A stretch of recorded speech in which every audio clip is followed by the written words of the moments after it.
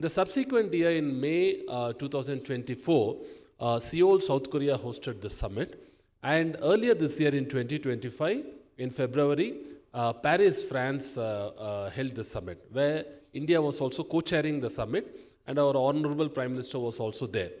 And in the last 2 years, particularly, the summit has exponentially increased in the way it has seen participation, with 100 plus countries attending this summit, and almost all leading tech companies and NGOs and stakeholder groups taking part in it.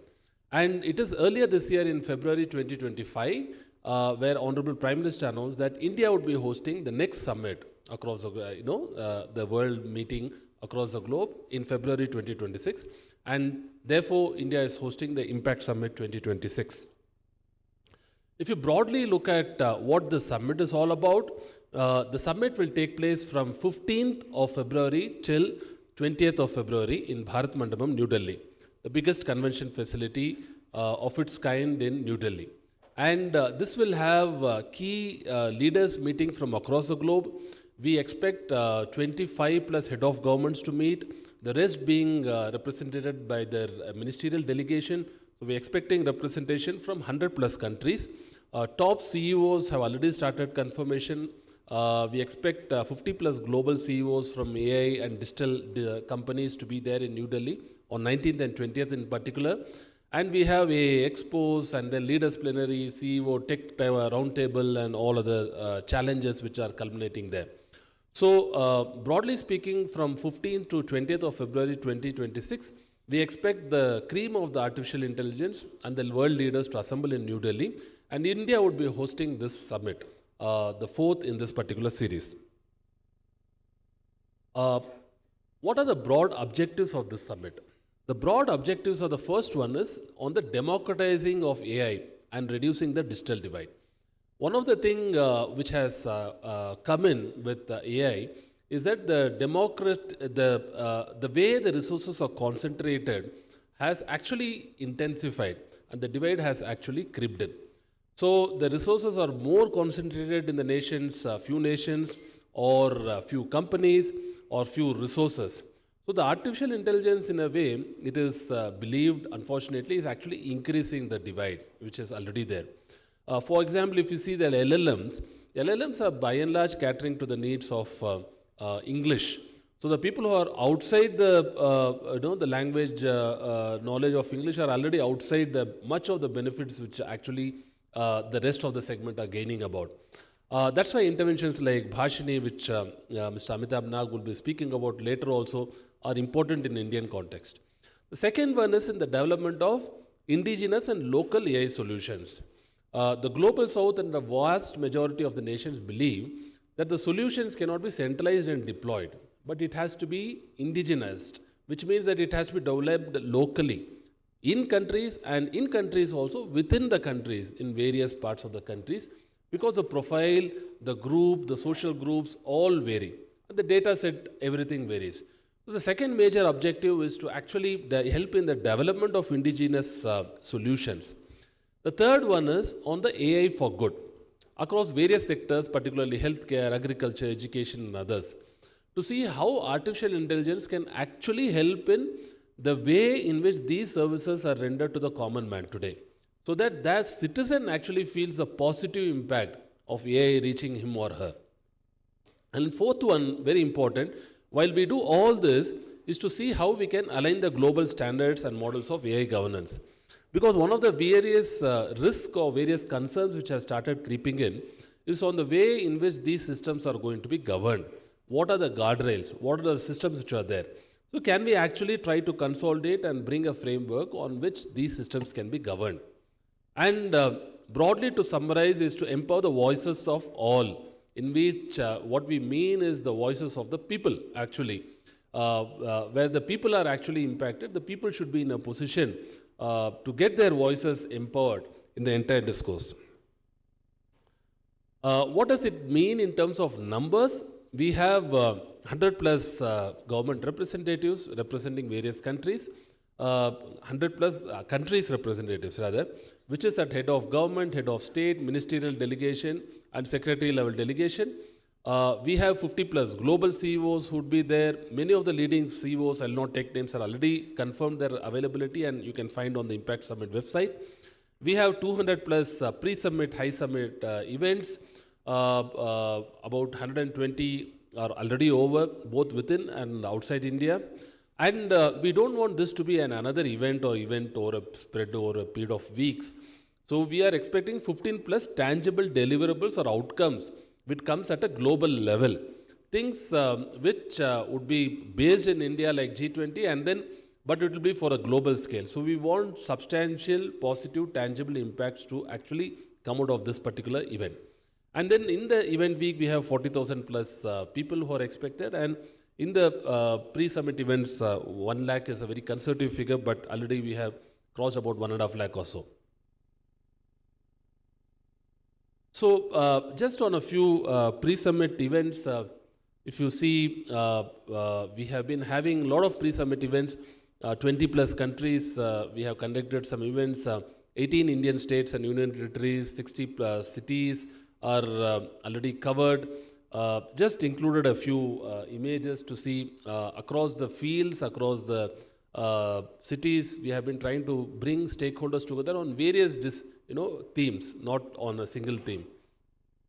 So while all that is happening, we have also been trying to carry forward with challenges which are international in nature.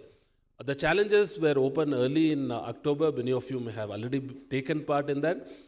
They closed on 30th of November.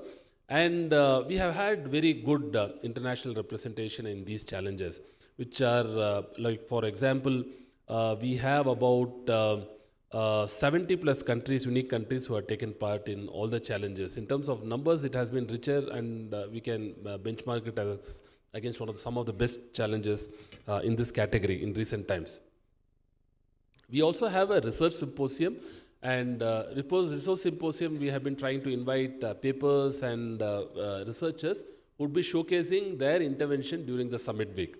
And this has also had very good representation across the global south also.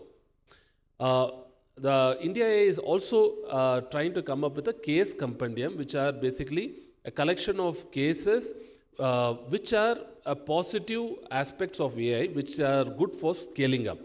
Like, for example, with the World Health Organization, we are working on a case study or a case booklet on AI plus health.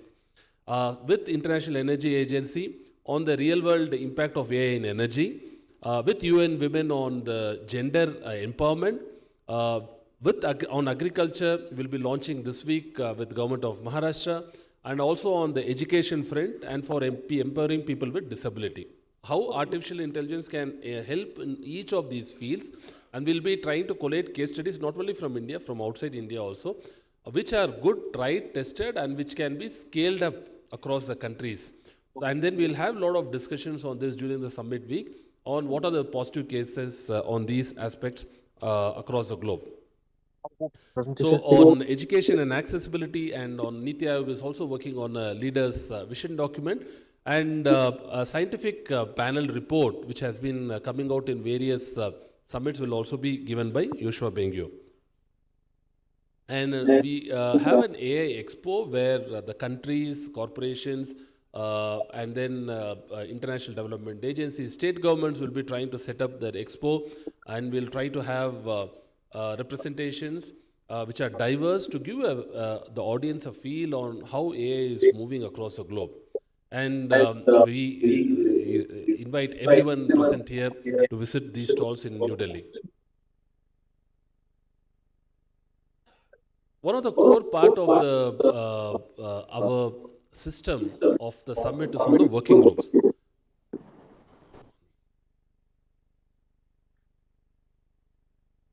Yeah. On the working group, I think.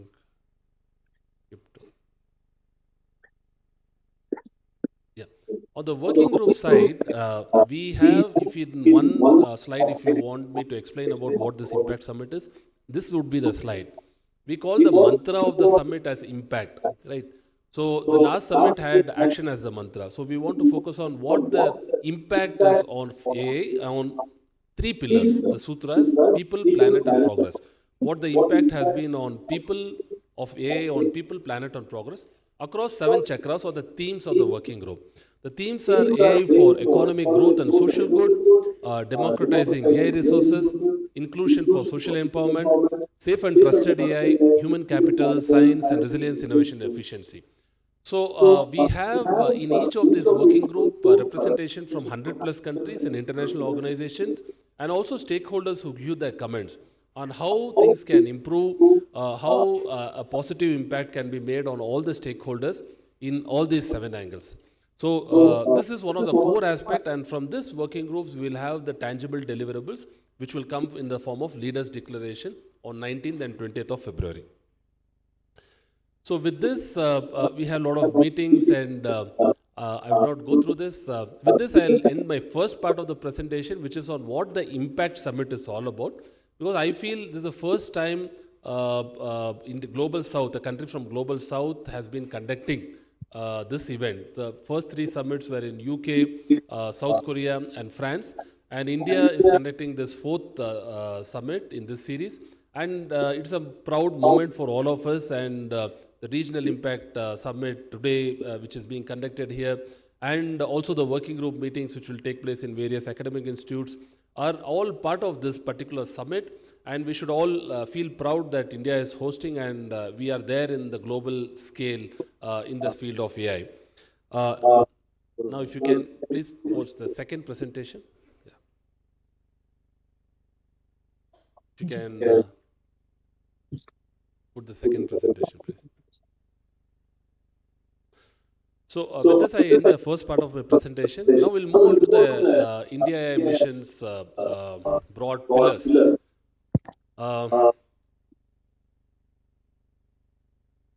Before we go to the pillars, let us see where we as a country stand on the global AI rankings. There are various rankings which are there.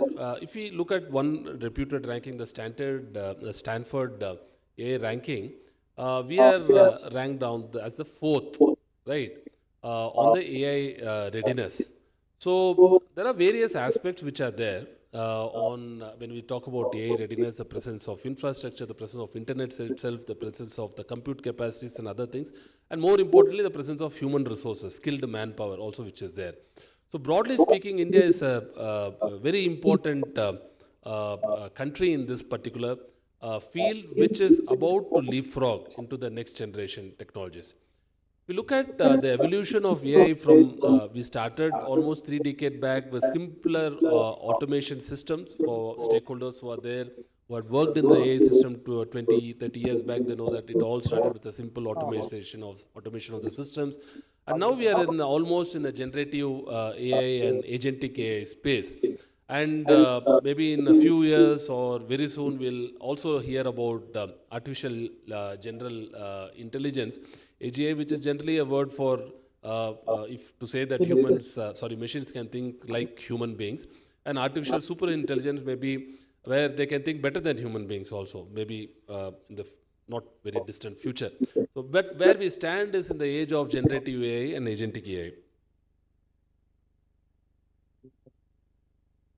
And one big aspect of AI, if you look at G2C services, government to citizen services, is it can act as a force multiplier in the service delivery.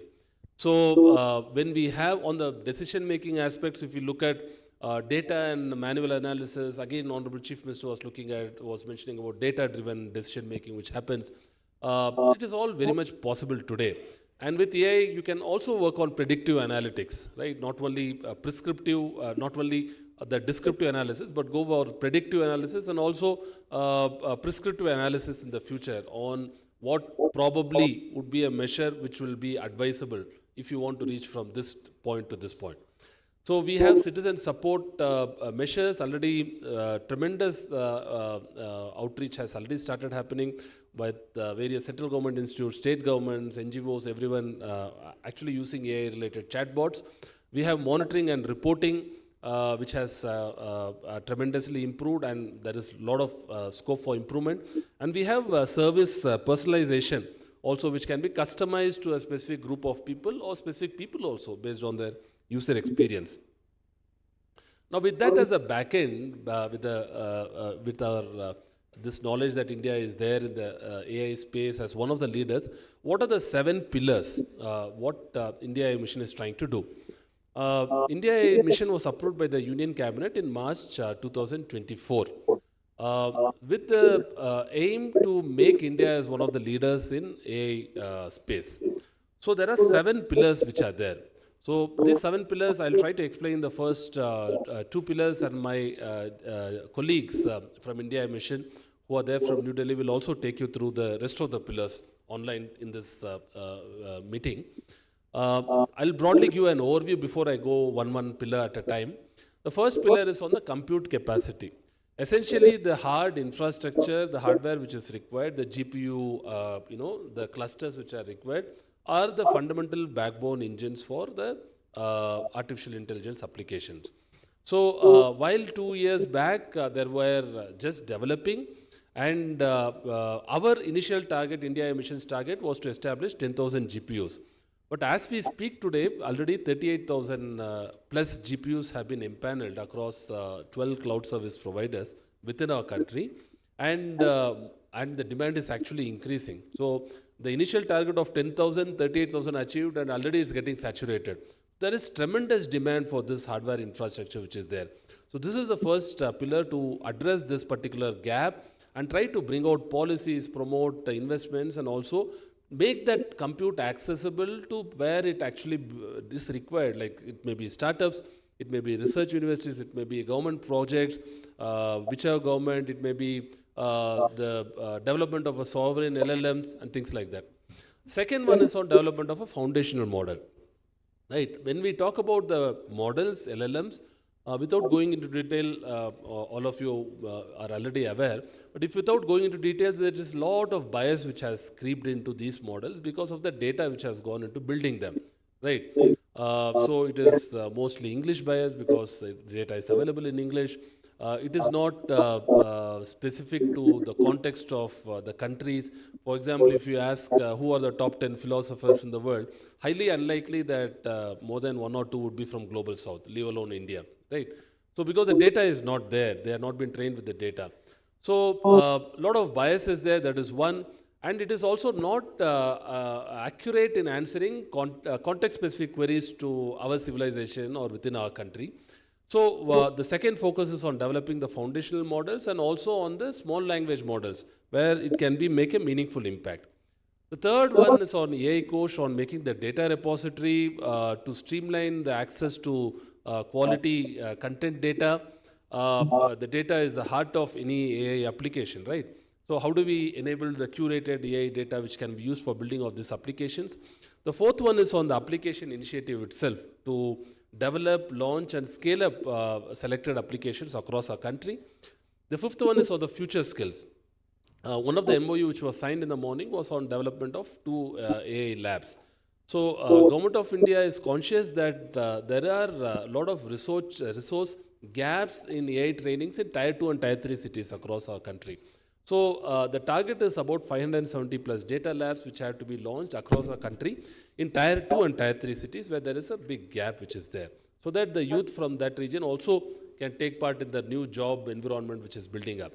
Then we have the startup financing pillar. How do we finance the AI's, the ecosystem and the startups in this particular domain? And the safe and trusted pillar, talking about the various aspects of the guardrails which are there. It can be machine learning, it can be a bias detection methodology framework, and things like that. About 15 projects are already awarded and things are working on. Now, I'll go to the first pillar.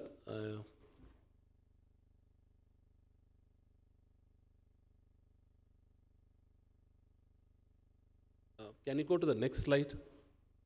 Yeah, next slide. On the compute capacity.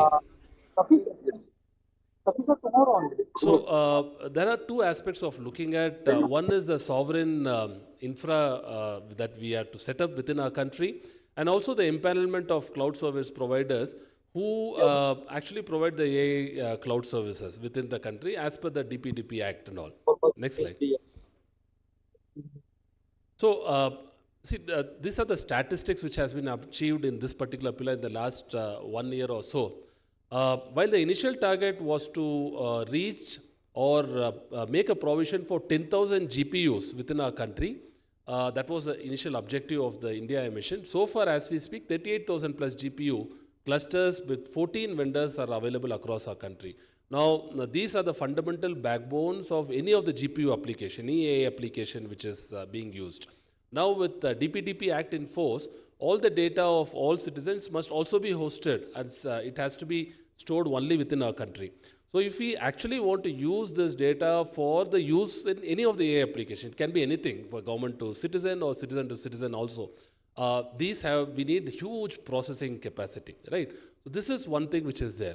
Now, to get to know the scale of the extent of traction which is happening, we have in the data centers are typically valued in the gigawatt scale, right? We have in India about 1.2 to 1.5 GW capacity of data centers which are there. Now we are in 2025, it's about to get over. Within the next 5 years, within 2030 end, this is going to increase fivefold, right? So fivefold, 5 times investment in data centers compared to all the data center investment which has ever happened within our country. So this is the sort of growth which is happening. That is one. Now, I will not go into the GPUs. We are trying to, make provision for all the GPU brands which are available to the people in this ecosystem. And a more important thing is on the third and fourth one. By doing this empanelment process, we have the compute empanelment is one of the model for the global south countries. What we are trying to do is at an empanelment level, there is a huge discount which is available. For example, if any of the AI application builders are here, if you go and ask for a quote for one of the GPU provisions, compared to that and come to the India AI compute facility, there will be about 89% on an average discount which is available, right? And per hour GPU rate is 65 rupees, about 0.8 US dollars, which we claim to the best of our knowledge is the cheapest GPU compute capacity rate in the entire world, right? That if you want to use 1 GPU per hour, then the rate is the cheapest in the entire world. So that is the ecosystem we have tried to build in, so that more and more people from startups, researchers, application builders can use this ecosystem for working out and trying it out. And as we speak, about 780 plus crore subsidy in form of compute has been given by India mission. And these are verified from committees, and then it also includes a 40% grant and 60% which the respective firm or the research institution has to take care, so that there is a proper provision of responsibilities and everyone is accountable for what they do. And this is something that has been, in my view, a tremendous achievement by ensuring that the backbone is provided to the entire ecosystem partners. Next slide.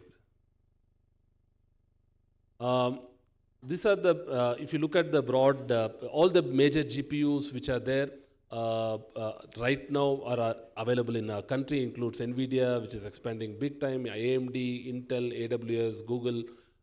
So the total split up is given, but the broad message I want to give is we are trying to diversify and ensure that whatever is the requirement of our ecosystem, it is available within the country. Next slide, please. Yeah, next slide. Now, who are the actual end users for this? One is the startups and early stage startups. If you look at particularly deep tech ecosystem, we need to have a long incubation time which needs to be there. So we are trying to ensure the early stage startups are using this. The researchers, particularly in academic universities, have access to this. The students and the student community who are present here in large number, they should be aware that such a facility is there. And in case you are ensuring or you are trying to develop any AI application, you should definitely visit this website. Next slide, please. And we have also other pillars where support is given or for researchers, which my colleagues who are there online will talk about, on the fellowships. Yeah, next slide. Yeah, next. So we are trying to cover the entire ecosystem partners who are there and to provide them and compute capacity. Yeah, next slide. Now, if you actually want to use the compute facility, it's a very user-friendly system. We have the people who want to apply basically explain the rationale why this particular compute has to be allotted. And 40% on the approval of the committee, 40% of the entire compute capacity is given as a grant, right, which is already on the basis of a subsidized rate. Next slide, please. Now, the second pillar is on the foundation model. Yeah, next one. The foundational model, as I said, is on, the foundational model, as I said, is on developing an indigenous sovereign LLMs, right? So today, if you go and, for example, you can try it out. I don't know, we have so many LLMs here, but if you go and try out certain prompts by saying, can you give me an image of an Indian kitchen with an Indian cooking, right? Something like that. You'll generally find, unfortunately, maybe most probably a woman, maybe in a dilapidated kitchen doing some cooking, right? If you just replace the country with some other Western country, you will get a modern kitchen, someone wearing an apron or something, a glassy kitchen and all this, right? This is a typical example of a data bias which creeps in, right? Nothing wrong with that scientific model, per se, we have to be careful on saying that, but it is only the data which has been fed is biased, right? So we want to develop, this is just a very simple example, but as I said on, if I ask about top 10 philosophers in the world, or about the knowledge of some of our scientists who were there long time back, or the discovery of some of important things from Indians, or from the global south also, where we don't have much data, it becomes very complicated and it becomes biased. So we want to develop the sovereign model. So far about 12 projects are being supported for developing this particular system. Many of the names you have heard about, Sarvam or BharatGen, a consortium led by IIT Bombay. A lot of these people are actually selected from after a thorough scrutiny, and they are trying to develop all these models for us. And I will not go more into the technicality of it, but if someone is interested, I will be happy to take questions toward the end of the session or during the lunchtime. Now we move on to the third pillar. I have my general manager, Swadeep, looking at the AI data coach. The data is heart of the system. I request him to take over and give us an overview of a live overview of how this AI data coach is trying to build a strong data ecosystem in our country. Swadeep, over to you. Thank you, sir. Just checking, like people are able to hear it and see the screen, please. Can we go to the VC?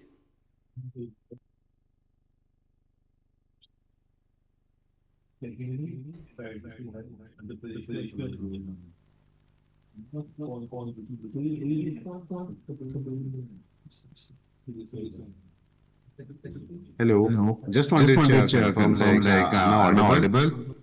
Yeah, so you are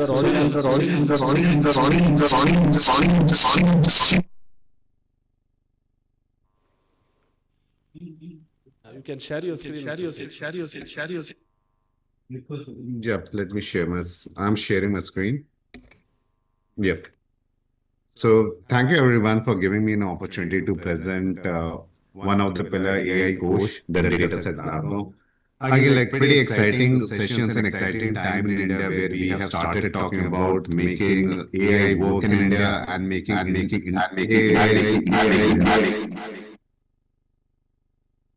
So again, like when we start talking about democratizing the AI, the biggest barrier when we start talking about democratizing AI, the barriers comes as compute, the barriers comes as knowledge, and the barrier comes as data. The three biggest barrier when we start developing anything. We have been talking about AI. I'm hearing an echo. Is that same there?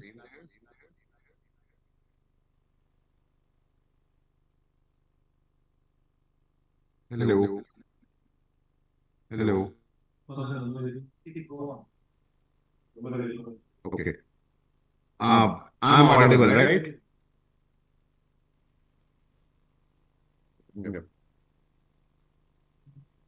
So basically, when we talk about democratizing the AI, the biggest barrier comes in form of compute, resources, and the data. Like the community says, hey, we don't have the data, and they start developing solutions which are based on, say, a data which has existed on some of the other platforms or maybe which are not Indian centric, and they then try to force fit those solutions. But when we talk about the diversity of India and the diversity in which India exists, the data diversity needs to be captured as well. Like our honorable Chief Minister captured, people are trying to do a lot of things in AI in terms of governance, in terms of identifying the high risk maternity cases, and also like collecting a lot of satellite and drone data so that the cultural aspects comes out pretty well for this city and the state as well. And a lot of people who are present there in terms of AI developer community, they may be feeling challenged. Okay, we want to do something, but where do I get started? How do I know like what data is there in the central data set which is there? How do I know the resources which are available? How do I know? How do I get access to those compute environment which can expand my data journey or my AI journey? And that's where like AI Coach as a vision came in, which tried to become a hub or a coach for all the AI resources which is needed to develop an AI solution, starting from data sets to model to use case libraries, tools, dev environment. So for the AI developers, like I hear like there are 300 to 500 students out there in the audience. So for them, like if they need to start the AI journey, the AI coach could be a platform to start the journey where around 3,900 plus data sets are already there, pre-trained models which are 250 plus, which are there, a lot of toolkits in terms of supporting data curations, data quality, data anonymizations are there, and a lot of use cases are also there to get started.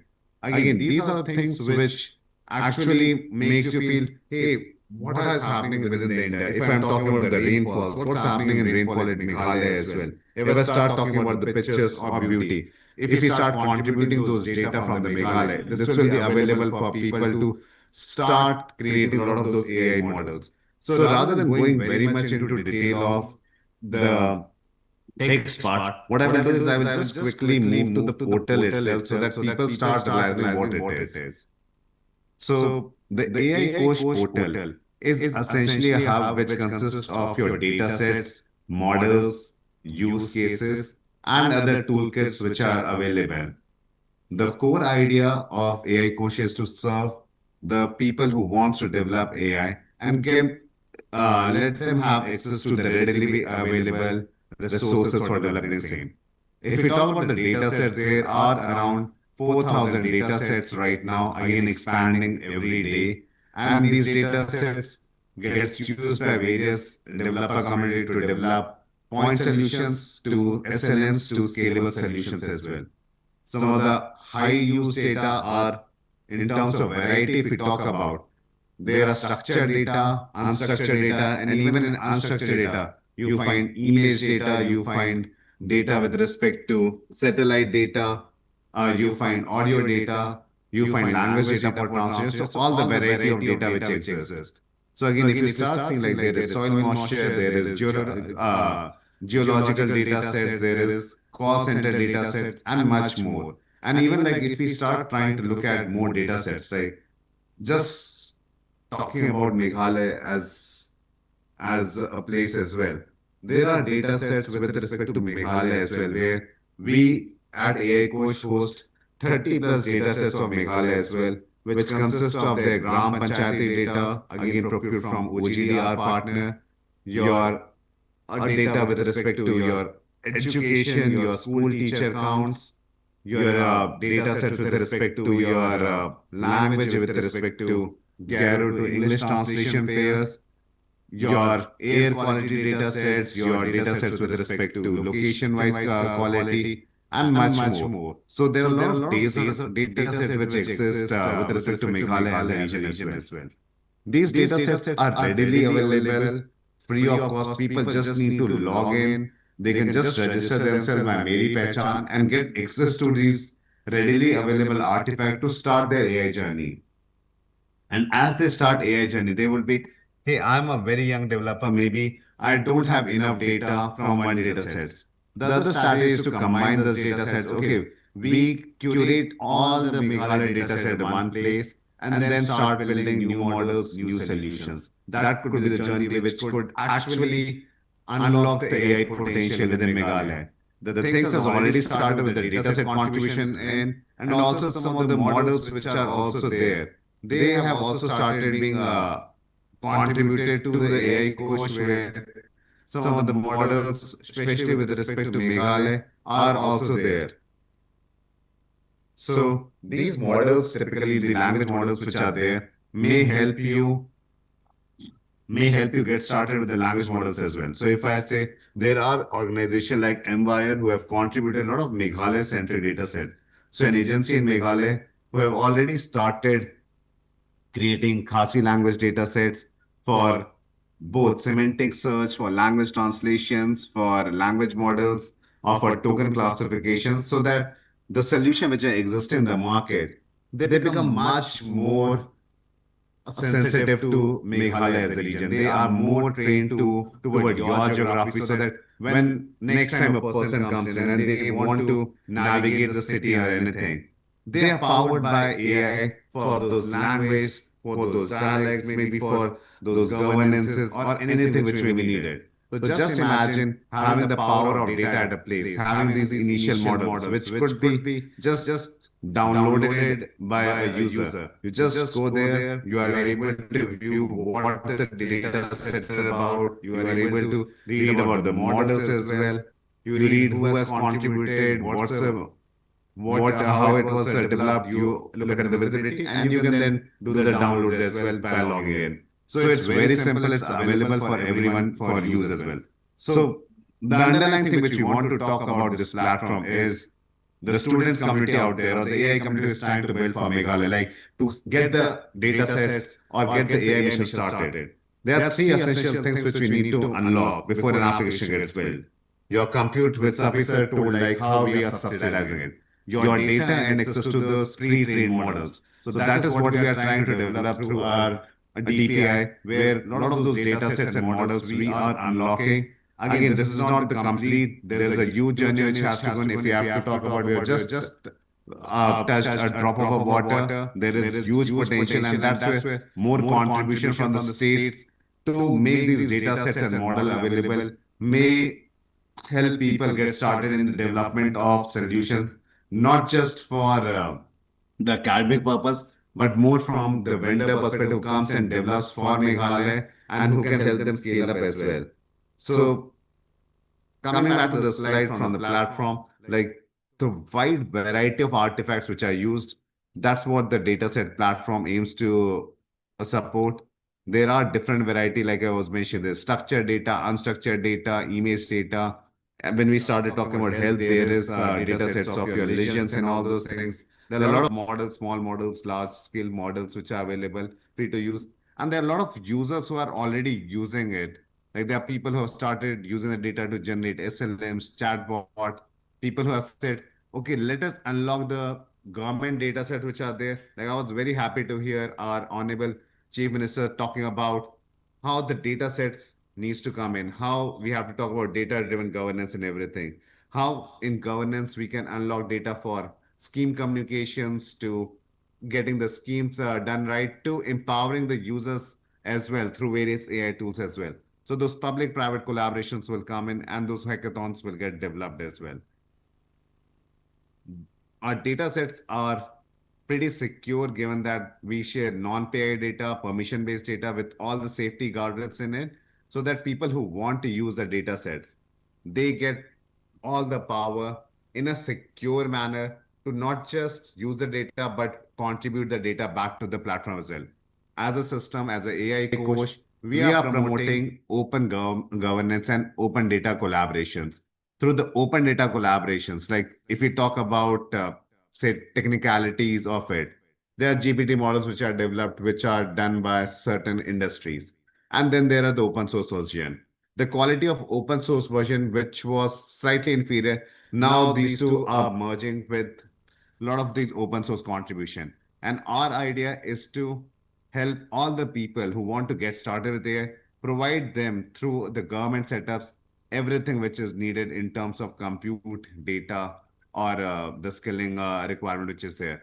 Through the data sets, the first idea is let us unlock the government data sets which we are holding, and also parallelly start contributing the data sets from the private network. Unless we scale this up, our journey with AI may not reach the level or depth which we intend to do. So that is the aim. We have created the platform. There are already contribution, like I was showing, even from the Meghalaya. Like the good thing is, things are started coming from all the part of the country. But there is a greater push needs to be done. If you have to unlock AI, say in culture or in any other specific sector, we need to contribute more data. We need to be more sector specific. We need to have a variety of data sets. We create a lot of pictures and everything. We start contributing to these data sets. And again, like an hesitation, like, is any data bad? We don't feel like any data is bad. A non-PI data, if it is labeled rightly or if it could be used rightly, they all have a value in terms of getting into the AI ecosystem. Any images with right representations, right captures could be used to generate next informations of that image for the representation of a governance or representation of a geographical systems as well. Like sir, CM was saying about your airports, your weathers, roads, schools being developed. I am Shillong with there. Just imagine all these things coming together with wide variety of data in governance or process which are there. It provides insights to the external world, and it also provides people insights to the AI developer community to develop more for the Meghalaya government. So that's where this platform comes as an open data platform. Again, you what I would request everyone who is sitting there, especially the student community, just go out there, go out to the aicoach.indiaai.gov.in, just log in. If you have to create a login, this pretty simple. You can just register through Meri Pehchan or Parichay. You can just register, just log in and start using, start exploring the data sets, start contributing it, because through that journey only we will be able to unlock the true potential of AI. Keeping data sets hidden may not help, so it's always good to open source whatever we could so that we can take this mission forward to the next level and to enable all the communities to develop AI. Again, that was about the third pillar about the AI coach. But as we move forward, after your data and models are there, the core thing which the general public will be touching will be the application. That's the thing which everyone experiences. People have been experiences AI on their mobiles. People have been experiencing AI in different sectors. That all comes through your application. And that's where we have started our application development initiative. The challenge which we are actually trying to solve is AI is more probabilistic in nature. There's no one set format, no one set approach or technique which works well for everything. If we say anyone invest on a particular vendor or a particular procurement, they'll get the best solution. There has been hurdles which has been faced where it gets limited by the quality of the vendors or people who are able to develop. Just imagine a scenario where your right problem curations, your right data curations comes in, and we have a method to identify the right solutions as well before taking it for scale up. That is what IADI is essentially trying to do. The problem is not everyone can develop an AI problem statements. People know, hey, I have a problem. I am unable to visit a particular section. Hey, I have a problem. Hey, I want to make Shillong the number one state everywhere. Hey, I want to do lots of things in education. But people come with a business oriented statement. Just imagine we have to break it down for analytic statements. If you have to bring a number one, maybe some benchmarking needs to be done, maybe some first analysis needs to be done. Then you say, hey, through AI, can I support more in culture and everything? Maybe that's the sector which I want to unlock. Maybe we say, hey, can we go toward a weather and everything so that we can give more personalized support to people? So a lot of those next level problem statements from AI needs to be developed rather than just stopping at, hey, I have a problem or how can AI help us? And that's where our approach when we start developing a solution is, hey, we will have a generic statement, but then those statements needs to be converted to those AI statements. That's what we say is the first critical step, which is the problem formulation. Then we know like AI is more probabilistic. One thing may not work. So rather than just saying, okay, we are selecting someone to develop a solution, we are reaching out to ecosystem of startups, civil society, research institutes through various methods, through hackathons, through innovation challenges, or for long-term support through manpower support as well, to start developing and building this solution.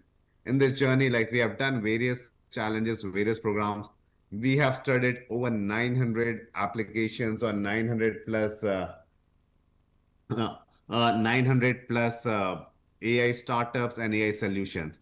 We have done large scale innovation challenge which reaches out to sectors spread across from health to agriculture to governance, assistive learning to climate. So these solutions are already existed, well curated, which are very readily available for adoption.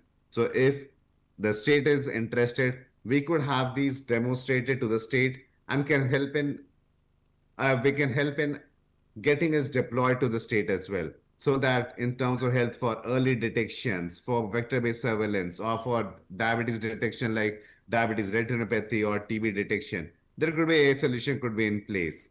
Or for governance or readdressation, their solution which they could be put in place. Or just imagine for assistive learning, for early identification of learning disabilities, there are solutions for through gamifications and other solutions which could be bringing in as well. So these are like solutions which are readily available, which state could leverage. Apart from that, if state have a very specific problem, we could definitely do co-partnering to develop those problem statements and do a hackathons around that problem statement as well. We are doing it with various ministries and we are in discussion with various states as well. So with Meghalaya as well, we could be one who could be supporting those entire hackathons for developing a very unique solutions which could be utilized by Meghalaya and could be scaled up as well. So that is also possible. And just imagine what the power we are giving is the power of procurement of an AI solution where we are not just saying, okay, there's a business problem, let us call for a solution.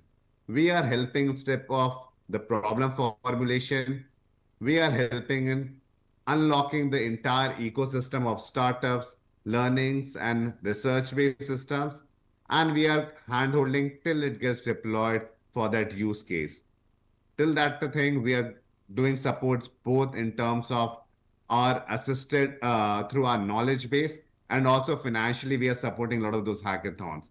So we are happy to do the same for Meghalaya. Like we can collaboratively work on those problem statements, maybe look for some of the existing solutions to be deployed, or maybe exploration for their applicability for Meghalaya and for new solutions development as well. So that is what we want to do. Number one, start unlocking the applications through lots of things in terms of dataset contribution through open governance and everything.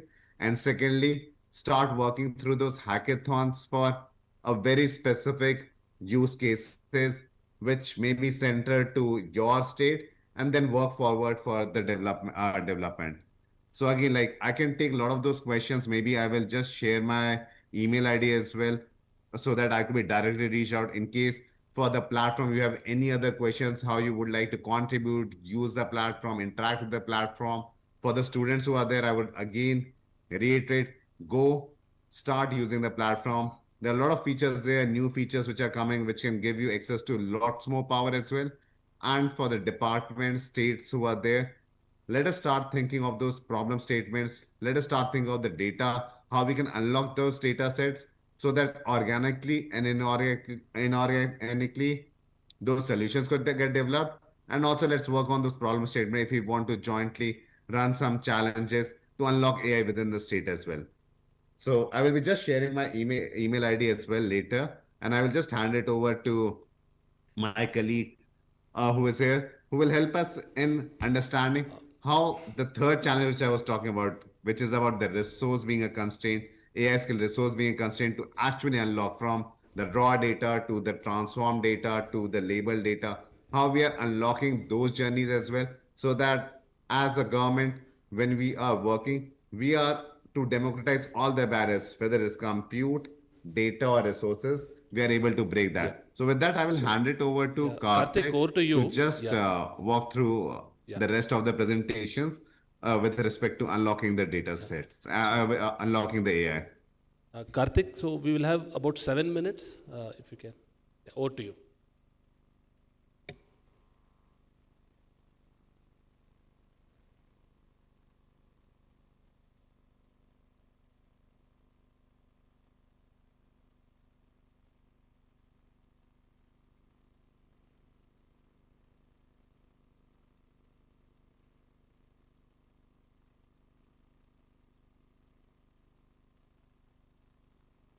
Yeah. Can someone please confirm if I'm audible? Yeah. Thank you. Thank you so much, Swadeep. I think I'll quickly, run through the slides for, for all of you. I am Karthik Suri and I lead the Future Skills vertical for India AI Mission, one of the 7 pillars that Mr. Safi sir had initially mentioned about. It's great, it's great being able to participate in this regional AI Impact Summit at Meghalaya. But a little unfortunate that myself and Swadeep could not make it there in person. We would have loved to be, but because there were some challenges in terms of our travel that came up in the last minute. So yeah, quickly running you through the future skills bit. Pretty much, we are working predominantly on nurturing the talent pipeline, which is going to be ready for the future world of work. There are three critical elements that we work on. One is on the courses, where we are looking at about 120 hours of courses on data annotation and data curation, which are some specialized courses as well on sector specific like agriculture, healthcare, manufacturing, and education. The second part is on the India AI fellowships that we offer to students who are innovating and researching in the field of AI. And then there is the entire component on the data and AI labs, which is basically on the on setting up the on democratizing access to these resources and the infrastructure for undertaking these foundational courses. So there are roughly about 570 of them, which have been recently approved, and there are many which are, and some of them which are already live as we speak.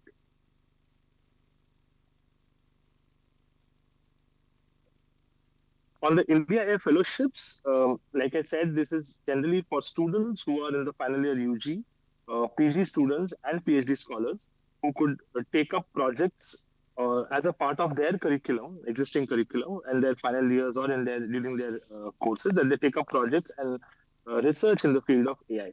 This is primarily for them.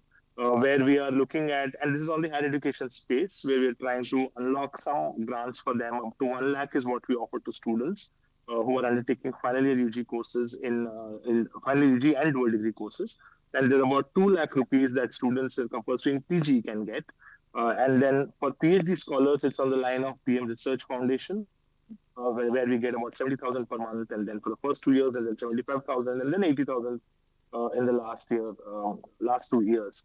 So that sums up to about 45 lakhs for the span of about 5 years.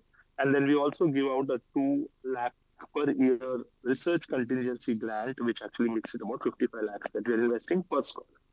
The good thing is this year, last year it was only open for BTech and Tech students, but this year we have actually opened it up for students who are from other streams as well, including medicine, law, business, commerce, liberal arts. So we have students from IIM Shillong, there and any other institutes at the venue. Even they can apply as long as they have taken up some courses or they're doing some field research and innovation in the field of AI as a part of their overall projects. And this is available on a portal called fellowship.indiaai.gov.in that people can, that students can actually access to. Last year, we gave about 190 odd fellowships, and we have about 31 PhD fellowships so far that we have awarded. You can see all the organizations, most of the key academic institutes that have actually, enrolled for it. Would love to have many organizations from Meghalaya as well signing up for this. This year, however, with the new guidelines coming in, we have about 13,500 fellowships that we would want to identify over the next 4 years. So there's enough and more scope for students across the country to actually enroll for this and apply for this. We have about 8,000 UG fellows to fellowships to be offered, 5,000 PG, and about 500 PhD scholars fellowships to be offered over the next 4 years. Very simple process. You log into this website that you can see on the screen through your Mari Pehchan or DigiLocker ID and fill up the forms. There are 4 5 sections. One is the basic information, then is the project related information, guidance related information, Then you have information about your academics and your bank details that you'll have to provide. This is for the UG, PG, and the dual degree students. Once they are once these applications are verified by your guide, respective guide in the in the institute, then that comes to India A, and then we look at the eligibility criteria, and accordingly we approve or reject the application. So we would look at more and more students enrolling for this. Right now the end date for this is about 15th of December. So you still have roughly about 2 weeks to go, and we'll be happy, to get more and more applications from the state of Meghalaya. Similarly, for the research fellowship, it's a similar process, but just that for the research fellows, we need a nodal officer from every institute to be nominated first. So there is a form that is available on the homepage of the fellowship portal where the nodal officer can register. Once he registers, we take about a week's time to get that, get the acceptance and get that onboarded. And then that particular institute can start, the students from that particular institute can start, filling up for their PhD fellowships. And then the process is the same. They fill up all the 3-4 subsections, and then it gets approved by the nodal officer, and then it comes to India AI for further decision making on this. Very few and critical features is it's now integrated with Meri Pehchan. You have personalized dashboards. You can actually see the status of your application, whether it is trending at your end or at your guide's end or at India AI's end. That ways. So and then there's inbuilt messaging tool. So in case if the guide wants to communicate or ask the student to share some additional documents, that sort of a communication can happen within the portal itself. Now, recently we've launched this entire, new 4-hour program on UA AI for All. I've spoken about the courses in the first slide, which I'll also dig a little deeper. This is something that we are wanting to offer to as many citizens as possible. I think there is everybody in the room who's right now available in the auditorium everybody actually subscribe for it. It's available on the NASSCOM Future Skills Prime portal. You can just search for UA AI for All, and you'll be able to share. You'll be able to subscribe for that course, which is a 4.5 hours self-paced course, very simple course. People who just want to get started with AI, know the basics of what AI is, how does it work, and all. This is the best way to actually start with it. I have some of my colleagues there, Devrat and Rishabh and all, and I'll be happy to help you with the links that you can connect to on these courses as well. Coming to the other interesting thing with Data and AI Lab, like I said, about 570 of them have been approved to be set up in about tier 2, tier 3 cities, something that Surface also talked about. Meghalaya itself has about 3 data labs in its quota, if I may put it that way. One of them is in the NILET Shillong center itself. You may also have representatives from NILET Shillong there right now. So feel free to walk into the lab and have an experience in terms of what it looks like. The uniqueness is obviously these are while they are infrastructure set up at these centers, you also have GPUs available there. So in case if there are some students who want to take up large scale projects and are looking at some compute infrastructure, you can actually use those couple of machines which are available in these labs. Apart from this NILET Shillong lab, we're also looking at, we've also identified one ITI and one Polytechnic. The MOU of what that was closed today in front of all of you. It was officially signed off. So there are roughly about 3 of them that we are looking at right now. And all these data labs are going to offer these foundational level data and AI courses for students. These students could be anybody, literally anyone. So which means students, as long as you've covered your 10th or 12th, doing your ITI or engineering or Polytechnic or from any background, that as long as you want to take up these courses and you're eligible for it, feel free to drop into these to the NILET Shillong Center and enroll for these courses. Obviously, as soon as the ITS and Polytechnic Institute labs also get set up, then they also start, adding up to this. So you have more centers that students can actually get to enroll. So this is literally how it looks like right now. We have identified about 174 of them, which are plotted on this, set on this map. The orange ones are the ones which are already live. So you can see there's one orange dot on Meghalaya, but probably in the next slides, in the subsequent editions, you will have 2 more dots there in Meghalaya where you'll see these labs being set up. As I said, these are all labs which are set up for learning, collaborative, and development and inferencing. They're also centers which can be used for capacity building, and these courses that we are offering to your own NCVT aligned. The data annotation and the data curation courses that you mentioned. It is also going to have hands-on projects for students, and will be followed with assessment and certification as well. Even the UA AI for All course that we've mentioned about is going to go through an NCVT accreditation, but those details will be shared subsequently once we get this. But the courses that I mentioned about data annotation and data curation are going to be already NCVT aligned. This is a picture of the NILET lab in Shillong that we have, where already 66 students have completed training It will be good for officials there to interact with the students to understand what their experience has been. The one that comes up in ITIs and the Polytechnic, the other two labs will also probably look similar, in this format. That's the attempt from our end. These are the courses that I was mentioning. Fundamentals of Data Annotation using Python, which is a 120-hour course. Fundamentals of Data Curation using Python, which is again another 120-hour course, is something that is already launched and being offered in the NILET Shillong labs. There will be sector-specific courses on data annotation and data curation as well, which will be coming up subsequently. This is the type of funding that we're offering per lab, which is about 68.98. We've said to have been under consideration, but that's been officially signed off today in the presence of all the officials there. So I think that's more from my end. For questions, I would request you guys all of you could reach out to Devrat and Rishabh, who are my colleagues right there, and they'll be happy to take questions. Or you can also take my email IDs from them, and you can write down emails directly to me for any queries. Thank you so much, and I think I'll pass it on to Safi sir to take this forward.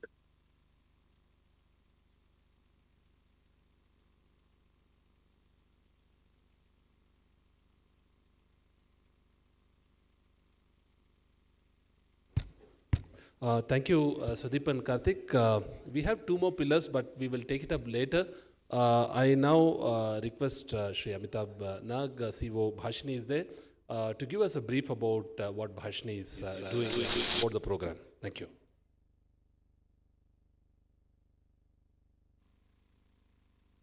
We'd like to request Shri Muhammad Y. Safirullah, Director of India AI Mission, to kindly welcome Shri Amitabh Nag, CEO of Bhashini, with a small token of appreciation.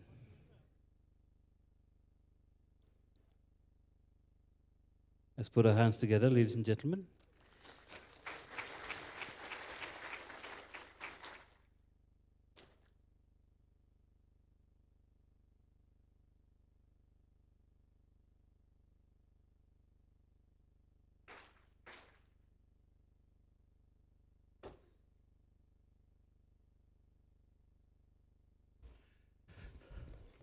Good afternoon, everyone. I think you had a glimpse of Bhashini when Honorable CM talked about it in the morning, about the hackathons which has been launched on Khasi and Garo languages. So, I would sincerely urge all of you to look at that particular opportunity as a stepping stone to, building AI models, creating data sets, and then taking it forward. As the presentations come, I start on discussing what Bhashini is all about for a few minutes before I jump on to how do we plan to run on the hackathons and how can you participate on this. Bhashini is Bhasha Interface for India, and Bhasha Interface for India would mean that we are looking at 22 scheduled languages to start off with, which are on the 8th schedule of the Constitution. So we are basically looking at creating AI models to make those languages interoperable so that you are able to solve 5 basic problems. What are the basic problems? We are looking at automatic speech recognition out of 22 languages, and that to start off with. I'll come to more languages later. Then we are looking at text-to-text translation, which is translating from one language to other if it is encoded in the computers. Then we are looking at digital systems speaking to you. That means text-to-speech, which is the third basic problem which we are trying to solve. And then we are looking at optical character recognition, which is about digitizing all the paper and printed text which we have. And then creating the named entity recognition. That means creating the digital glossary of the country as such. So this is broadly what we are trying to do as far as Bhasha Interface for India or Bhashini is concerned. We are today on 22 languages for voice. We are on 36 languages for text. And we also have OCR models for about 19 languages. So this is where we are moving forward. We are looking forward to increase the number of languages, and that is how our effort for Khasi and Garo came across. Now, let me tell you a brief on the hackathon, and that will a brief on the history of how we develop these models. So this will help you to, go across and say, how do I approach the Khasi and Garo hackathons, which we have been launching. See, at the time when this particular mission was announced in the parliament by Honorable Finance Minister, AI still was not so democratized. And also we had, language being spread across the country. So how we did was that we democratized AI to start off with. So we had about 70 odd research institutes, including the institutes, higher education institutes, which are in this particular geography, to build the model as well as the data set. So the idea was that if I have, say, IIT Jammu, then they are able to tackle Dogri language as well as are able to create the data sets, build the model, vet the translation, and then come forward. So, all the complete cycle is actually taken forward in this manner. Now, when we started this initiative, if you look at the 70 odd research institutes, there were projects which were defined under 70 odd research institutes, and these were 8, large projects. And the problem was defined so that each of the consortiums can execute these projects. One of the basic problems which the Indian languages have is that there is lack of digital data, and there is an absolute lack of digital data when compared to the other digital, other languages which are there in the country, around the world, not in the country, around the world. The 22 languages broadly make up for about, 1 to 2% or 3% of the internet. So that is a vast difference. And if you don't have data, which is basically the oil for AI models, you will not be able to build the AI models. So what we did was that we went across to the field with, a mobile app with a, picture and or with some document or some details or some scenarios in place.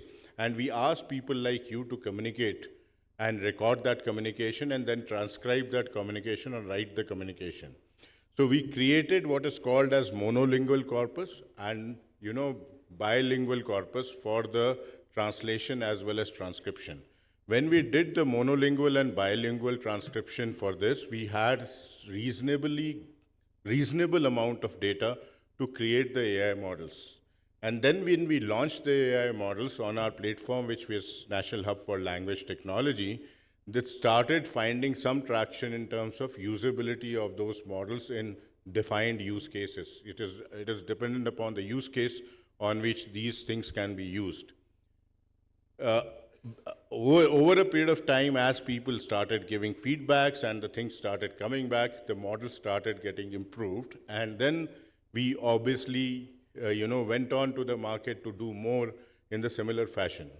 The other thing which we do is to create digital data. We are attempting to run a system today. When I am speaking, it is translating into multiple languages, is an attempt to create digital data in Khasi. Now, if I take a print of it, give it to some of you guys who know Khasi language, then you will be in a position to actually vet it. That becomes a parallel corpus for improvement of this model. So the hackathon which we have launched today is basically attempting and urging you to follow a path. There can be other paths also, and we are not very, hardwired on a particular way to do it. But it is about creating digital data, building data sets, and hence creating the digital model. You can basically go across to the web and figure out if there are any open source models which can be used for this purpose. Bhashini, of course, has some. AI Khosh has some of the models. AI Khosh also has the data sets, but it is not necessary that those data sets will be having the complete universe. AI is like a child. If you expose more data to the model, the better it would become. And, over a period of time, it will train itself to say that I am better than you also. That is that is because of the compute power of the computer, which is supposed to be perhaps better than the brains today. So that is a track path which we need to follow. And hence, the urge which I have is to look at, what are the models, benchmark them, try to test them, try to figure out their technical architecture. If it is good, say that where is the data deficient, collect the data, again go back to the lab, and then move into the AI journey, which we are so, we would have to go through this particular cycle as we, start adopting AI. Now, one of the most important aspect is where will it be used, and I'll give you some examples on where it is being used today. We cover approximately 40 crore citizens with our systems today, and each of the, system actually delivers some value. That's why it is being used. We do 14 million inferences a day and about 300 million inferences, a month. And we are approximately 4 billion inferences since we started about 1.5 years back. So that is the statistics to give you the robustness of the system which we are running.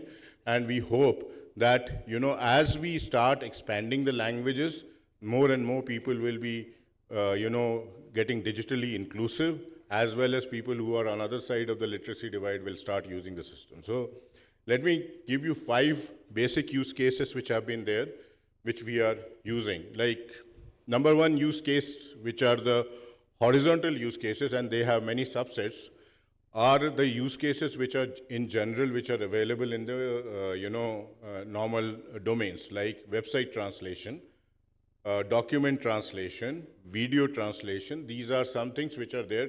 Today, most of these are English-centric, not because it is the people had designed it, because the computation and the computer systems are English-centric.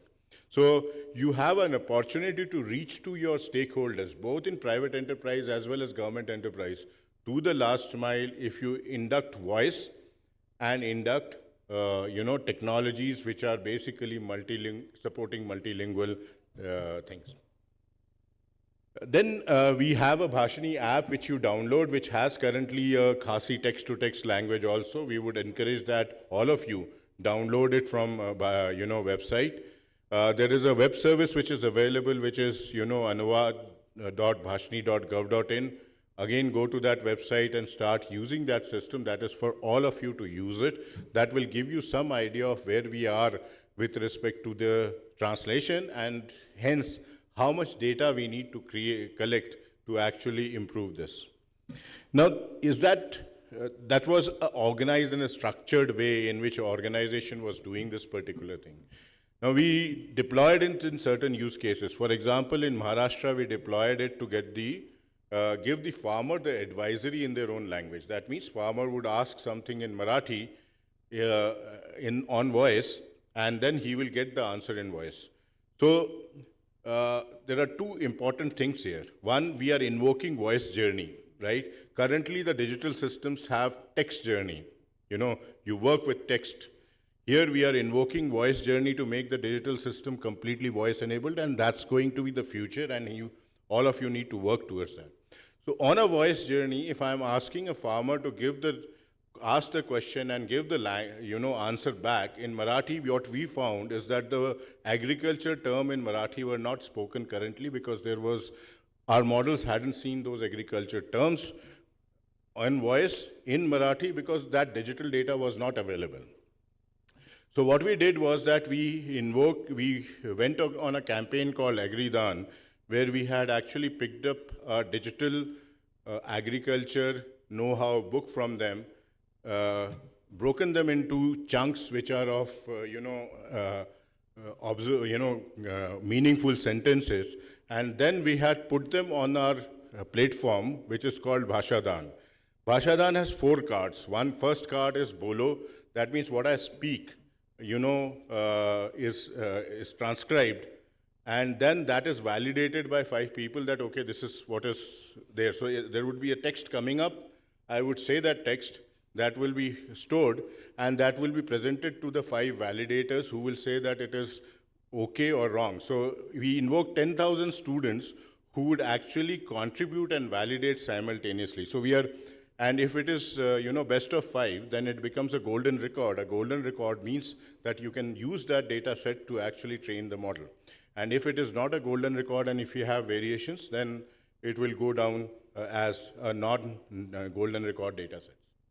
So the Bolo says that ki I will basically see a text and speak. Suno says that the text will be spoken and I will say whether it is correctly spoken or not. Likho will basically ask me to write a parallel sentence for that. That means if I am saying I am going, in Hindi I have to write मैं जा रहा हूँ. So it is basically becoming a parallel corpus. And Dekho would say that there is a printed text or something which is available, which I will basically write to say that this is what is there. This is the crowdsourcing model of things which were there. And many of we would like to invoke that in this particular state so that we are able to create Khasi and Garo data sets as much as possible on a spoken language. So we would definitely be looking at a collaboration with state governments to build that up. Having said that, the model building itself, so this is, you have a structured way of collecting the data in terms of the past part of the hackathon. You have another way of crowdsourcing the data which is there. And then, of course, we are looking at benchmarking against specific use cases. Obviously, the lab benchmarks exist. There will be specific use cases which has to be benchmarked in this particular case, which will be farmer advisory. I gave you one example. There can be other examples which are there. We are approximately working on 100-odd use cases. So, from zero FIR translation to case diary translation to a situation where, the loan papers getting processed based on the parcels of lands which the team owns. All of this is actually a part of what we are doing inherently, and working out like doing this.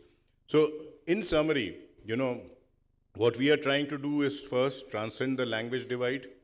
That is one. We have about 350 odd AI models now, and those models are going to be increasing. Just to remind you, we have 22, automatic speech recognition models, 22 text-to-speech models, 36 language pair models, 18 optical character recognition model, all in all about 350 models which are being used for various purposes. So we are transcending the language barrier. We are using voice to get digital inclusion, right? So the systems can speak to you and you can get the answer on that. And that is, as I said, in this particular area where people are at far from places, this is an important activity to do. And then we are also, bringing people who are on the other side of the literacy divide into the system. So that is the third aspect. And the fourth aspect which is there is to improve productivity. So we integrate, for example, the automatic speech recognition into e-office so that the notings can be, spoken to instead of written. So you are dictating the entire thing to the e-office system. So that's another area which is being utilized for. We also are working in the security domain. So there the domain application is very different, but yeah, this is one of the aspects which you need to be careful about. So there is an investment approximately of 80 to 90 lakhs on these hackathons. The exact details can be there on the website because this has been launched on Bhashni website. Go to www.bhashni.gov.in, find out the terms and conditions and move forward on that as far as your registration is concerned. And once the registration is done, you need to be basically a student, a research organization, or a startup for that. If you are a student, over a period of time, you have to register as a startup when you move on to the second or third row because we want startups to flourish on this. So this is the website where it has been launched. And we are looking forward to, and as a philosophy of our thing, and when we say democratize AI, we are saying that we have democratized, we have open sourced all the models, we have open sourced all the data sets, and we will continue to do so that, different people can use it for different purposes, and they can then take it forward to the next level of maturity. Because what is serving as 1.4 billion people from the perspective of languages cannot be done by few people. It has to be done by everyone. Each one of you have a baton of contribution, improvement, giving feedback, and being part of that loop, which AI journeys are so important. Bhashni has been an example of the deployment of systems which are in the loop of not build and deploy, but build, deploy, take feedback, then again build, then again deploy, then again build. So this is how most of the systems are going to be. And the motto is, if you have to fail, fail fast. Don't, try to build a system, take 200 days to build a system, and then after 40 days it fails. It's better that you fail on the first 40 day and then start improving the system. And the effort to put in the Khasi model today in front of you is that, like, I would like you to find errors. I would like you to say that you have failed, but then the improvement and building is again upon you. We have come to you to actually ensure that you are participating in this platform, because without your help, this cannot be built up, because you know the language by which you will contribute to the data set, and you know the language so that you will be able to vet when the models are, built up. Thank you very much.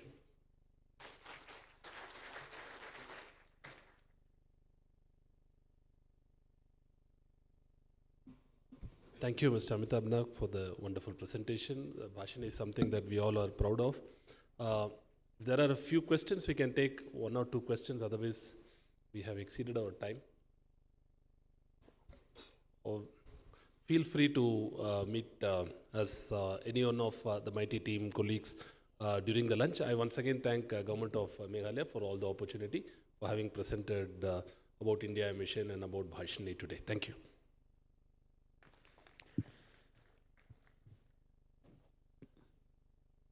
Thank you to the India AI Mission team for that comprehensive session.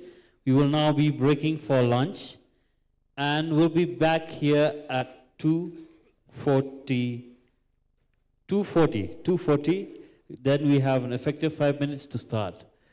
Ladies and gentlemen, we have 2 more panel sessions that are going to happen inside the auditorium, while the showcase arena is also happening outside, and of course the exhibition stalls are also there. We invite all of you to go ahead and also visit those. Just like the tea break, VIPs will be in conference room 1. All our delegates will be in the banquet hall, and all of our student friends, most of you do not go down for tea, please go down for lunch at the ground floor. Thank you. Let us all be back here on time. We will start our panel discussion exactly at 2:40.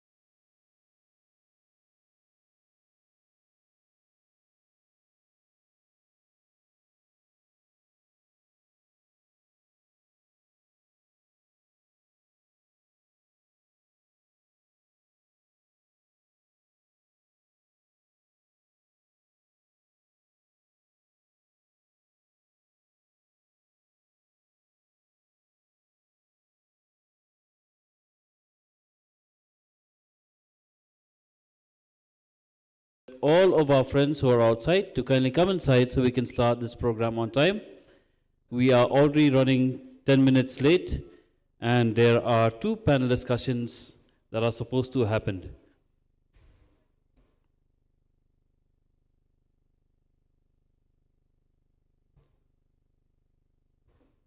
Ladies and gentlemen, in the next 4 minutes, we will start with the first panel discussion, AI for citizens empowerment towards climate change resilience. May I request all of our student friends, our delegates, all of our dignitaries and guests to kindly come inside the hall so that we can start this program in the next 3 minutes.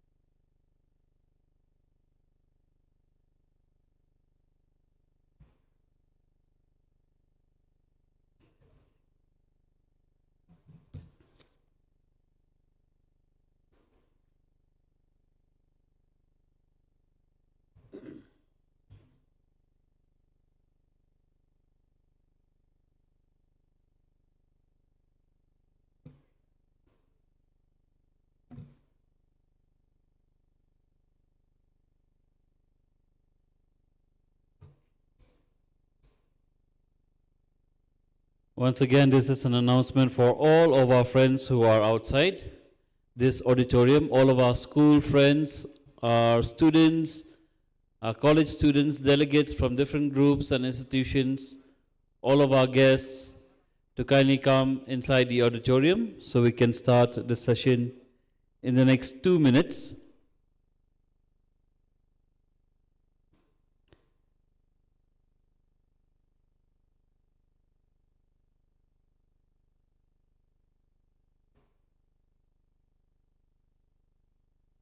Besides the exhibition stalls that we have in the venue here, we also have 2 panel discussions that are going to happen. The first one, which is AI for citizens empowerment towards climate change resilience, and the second one, AI for CE, or again citizens empowerment, towards effective governance for safer and equitable society.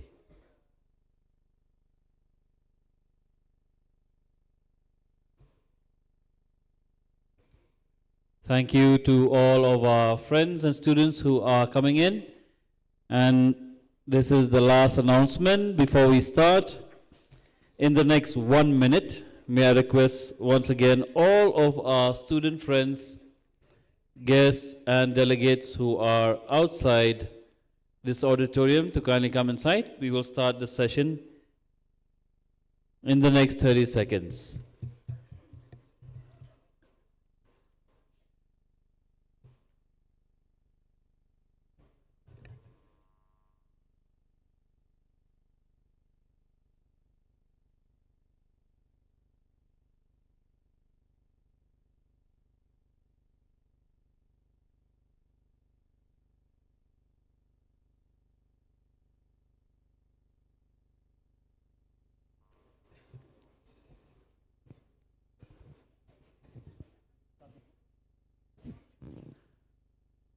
Thank you. We have a sizable audience in the auditorium, and now we would like to start the session. May I call onto the dais the session chair for this first panel discussion, AI for CE towards climate change resilience. Let's give a warm welcome, a warm round of applause to Dr. Sampath Kumar, Principal Secretary and Development Commissioner, Government of Meghalaya. We also welcome the panelists again onto the dais. We have Professor Indrajit Dubey, Vice Chancellor, National Law University, Meghalaya, Shillong. We have Professor S. Ranbir Singh, Professor IIT Guwahati, and Dr. Arun P. Manoharan, Associate Professor, Suffolk University, Boston. A warm round of applause, ladies and gentlemen, for all of our panelists. Thank you.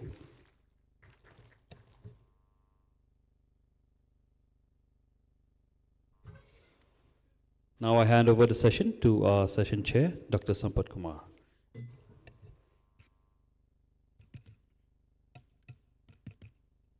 Hello? Yeah.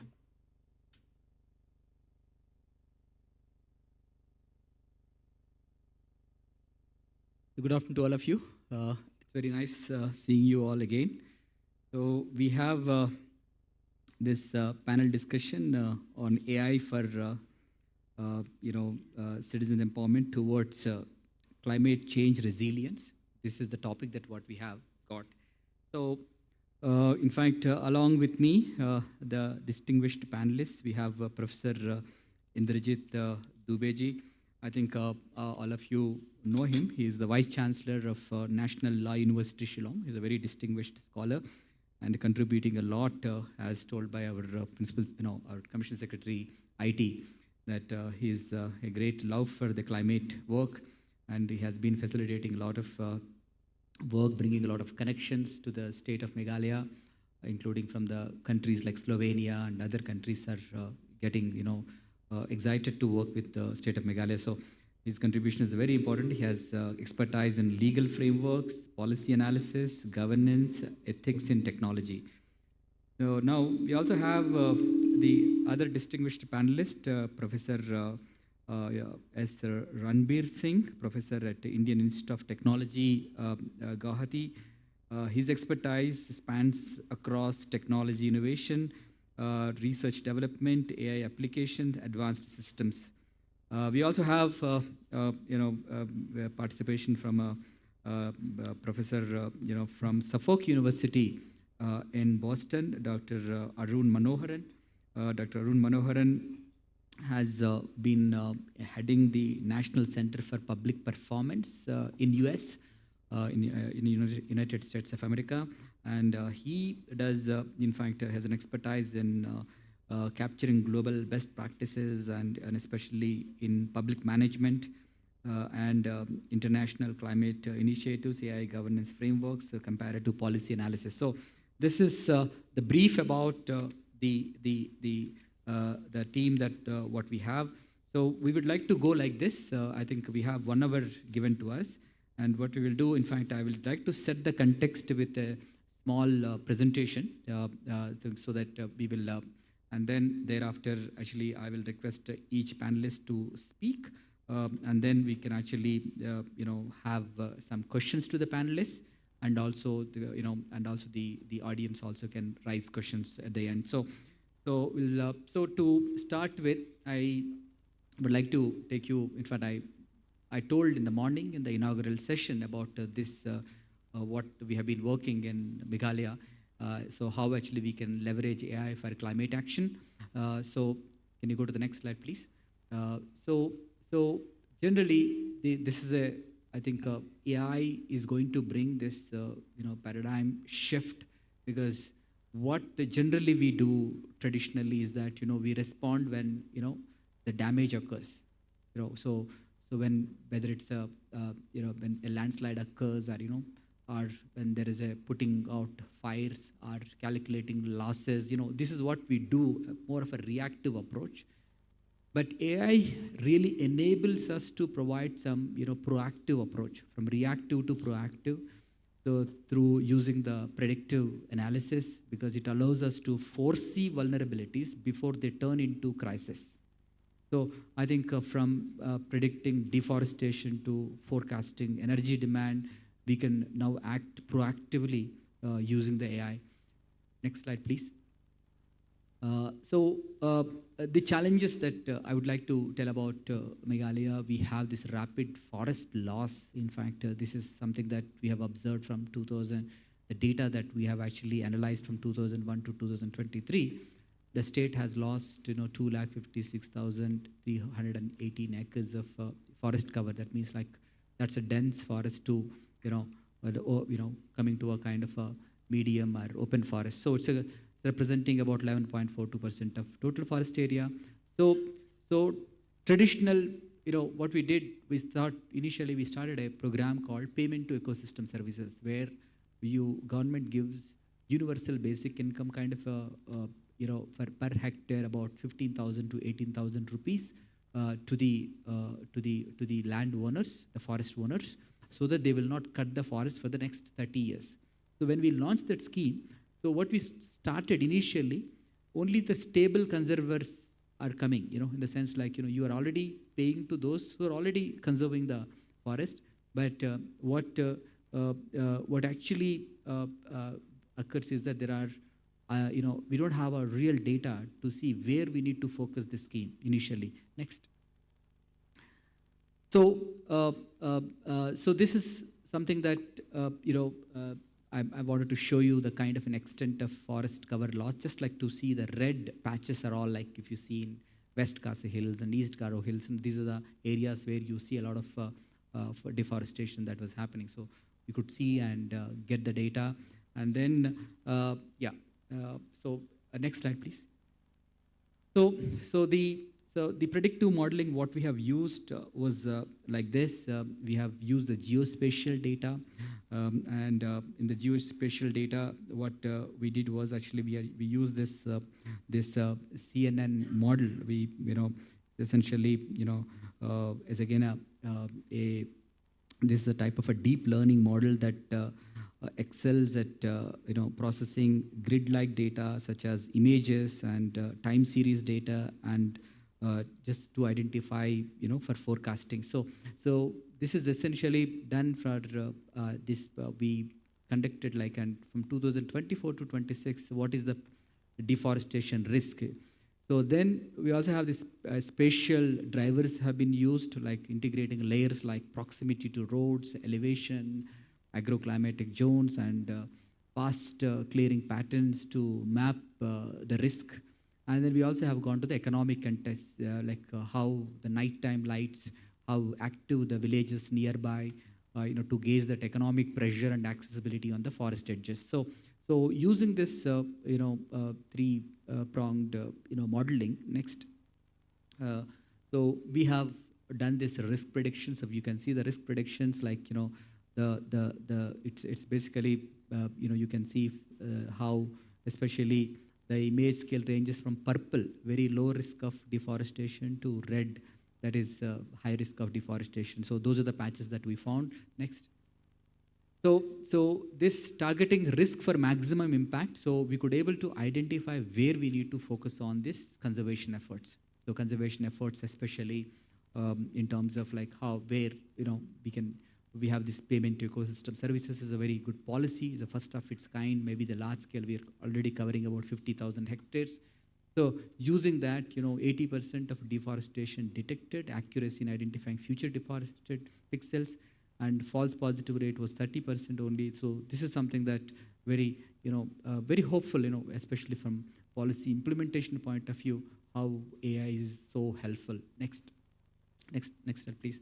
So this is something that wanted to show you one shot of a village, where which is this is to show the villagers, the risk, so that we can mobilize community using AI for community mobilization. So if you have the data is a so important thing, because data is not opinion, data is not something false thing, data is like a truth. So basically showing that one how we can mobilize the communities. Next. So that apart, we also have 2-3 other things that what we have been done. You must have seen the beautiful lake called Umiam Lake while coming to Shillong. You would be seeing. So this is we deployed under Smart Village Movement project. We deployed AI robotic boat that actually picks up the waste, almost 200 kgs per day. So if you see Umiam Lake is cleaning up, AI is helping us. so AI is helping for cleaning up Umiam Lake. Next slide, please. So this is we are trying to get some kind of a climate modeling center with the IIM Shillong and the British High Commission. There is something that talks are there. Just wanted to show you how actually we are progressing on this front. So with this, I would like to, this is the context setting is that like how AI can be used for climate resilience, and I request the co-panelists, to start with Professor Indrajit Dubeji to initiate the discussion, his ideas for AI for climate resilience. Thank you so much. Yeah.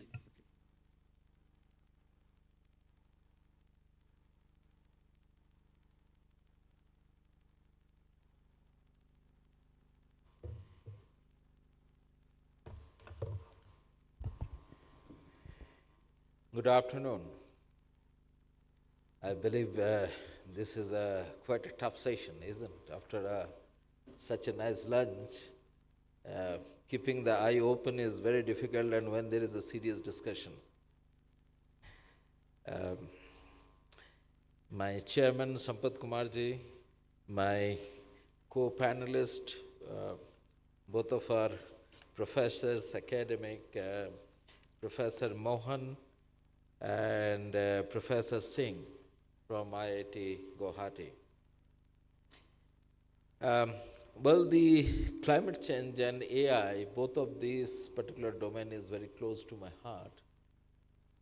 And possibly we need to congratulate to the government of Meghalaya that two concepts which has brought together, that is AI and the climate change, or rather positive use of AI for the climate change. I believe this is in my knowledge, there is no conference until now which was talking about these two concepts together in the same breath, though there is talks in the different forum that is the AI is detrimental to the climate, or climate can be better managed with AI. And I believe Sampath Kumarji has already demonstrated to you that AI can be used pretty well for eco services, right? And I believe in India, whenever we have done the planning, even in 1980s or maybe 90s or later part, the eco service was never taken as a serious concern. I believe we have started a work with the Ganga River Basin Management, and at that particular point of time, I was a part of the IIT consortium, a professor from IIT Kharagpur. And the first time we started talking about the financial impact of the eco services. Now you see the eco services are in operational in Meghalaya. So I believe there is a very few states in the country who really operationalize this particular thing. And kudos to the government. I mean, that way our government is quite progressive in nature. Now, today when I was thinking what to speak, and I thought to speak mostly on the policy, even though while we are talking about the policy, I will take a little background. And I believe this story will not be bad to share, that possibly you can manage energy consumption of 40% if you use AI when you are talking about alternative energy, be it windmills or maybe solar power, or when you are combining the energy between fossil fuels and the alternative energies. So that way AI is quite efficient. If you are talking about, you have heard in the morning from our Honorable Chief Minister that how we can use the AI for management of the water, because water is a scarce commodity, and I believe many people says that if there is a war, world war, it will be fought on the water only. So AI is quite efficient in managing even the water. Agriculture, for the matter, is one of the efficient model. Healthcare, AI is a very efficient. I think I can go on and on that, which are the sector we should use the AI and how we can gain the efficiency. And this is not simply a story today, but it's a documented proof. And we can really leverage the AI in optimizations of the operations and even the planning, which Sampath Kumarji was talking about, or creating the predictive model.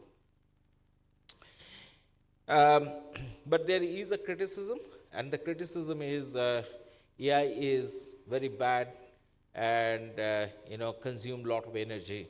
And there, people are telling, as the demand is increasing, AI is now pushing the boundary from alternative energy to even the fossil fuels, because you have to cater the demand. So now it has become dirty on that particular count.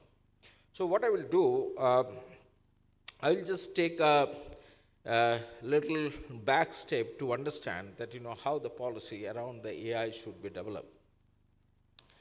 Now let us understand what is the purpose of any regulation and a policy.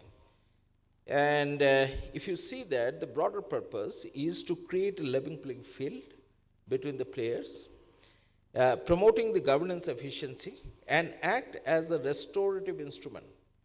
Until now, we know the law or the policy is mostly like a restorative instrument, rather. But today, I think it is gaining the traction more and more as a governance instrument. And as you know, the regulations, the purpose of the regulation to create a regulatory, a level playing field that everybody can, respond to the thing in a same manner.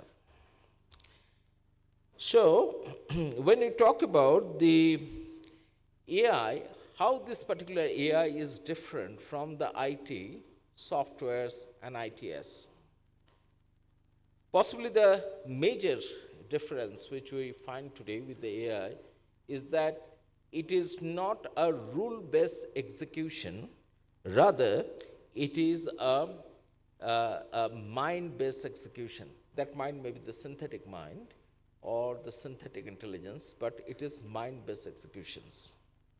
And there, all the game is changing relating to the policy. Now, that makes the policy very, very complex, because if it is a rule-based, then the managing that particular thing is quite easier. But where the mind is there and the mind is synthetic, and many of the time it is not possible to understand that how that particular correlation or coefficiency has been created in the decision making, it has become more complex. So now let us look into what are the complexity of this particular AI model. And we can break it down into the three aspects. The first one is, it is relating to the data colonization and data transportation. Now, what does it mean? Most of the time, you'll find the training the model are very, very costly. And also, energy, it has a lot of consumption of the energy. So what people do not want it to, again, train in the local data, but they basically import that particular model into some other places where it might not relate, because many localizations of the data is very, very important to get a right decision. Like, there is a lot of example, like, you think that, well, there will be tsunami, and for the tsunami, you wanted to increase the seawall. And how much you will increase? Your data is based on California, and you have decided that, well, you will increase up to 3 feet. Now, for 3 feet, you have spent $1 billion. But then you find that 3 feet is insufficient because the local wave is much more than that of a 3 feet, right? So that means entire, colonization or transportation create a problem in case of this particular data. Analytical model, like, producing different description or black box effect, which is another very difficult, how the generative AI is going to correlate the parameters, it's very, very difficult to understand. And many of the time, that's the reason they said, nowadays you must have heard about the X, approach. That means, there should be some reasoning which is known to the human, that how that particular reasoning has been done.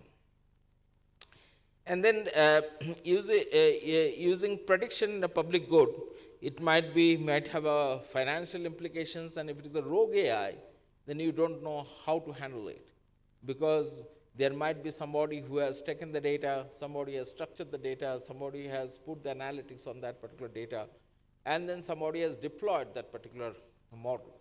To whom you are going to put the liability? Because law doesn't know anything of a machine liability, but only know about the human-centric liability, because the machine liability has not been talked in law, except there is a strict liability on few other concepts which has been developed.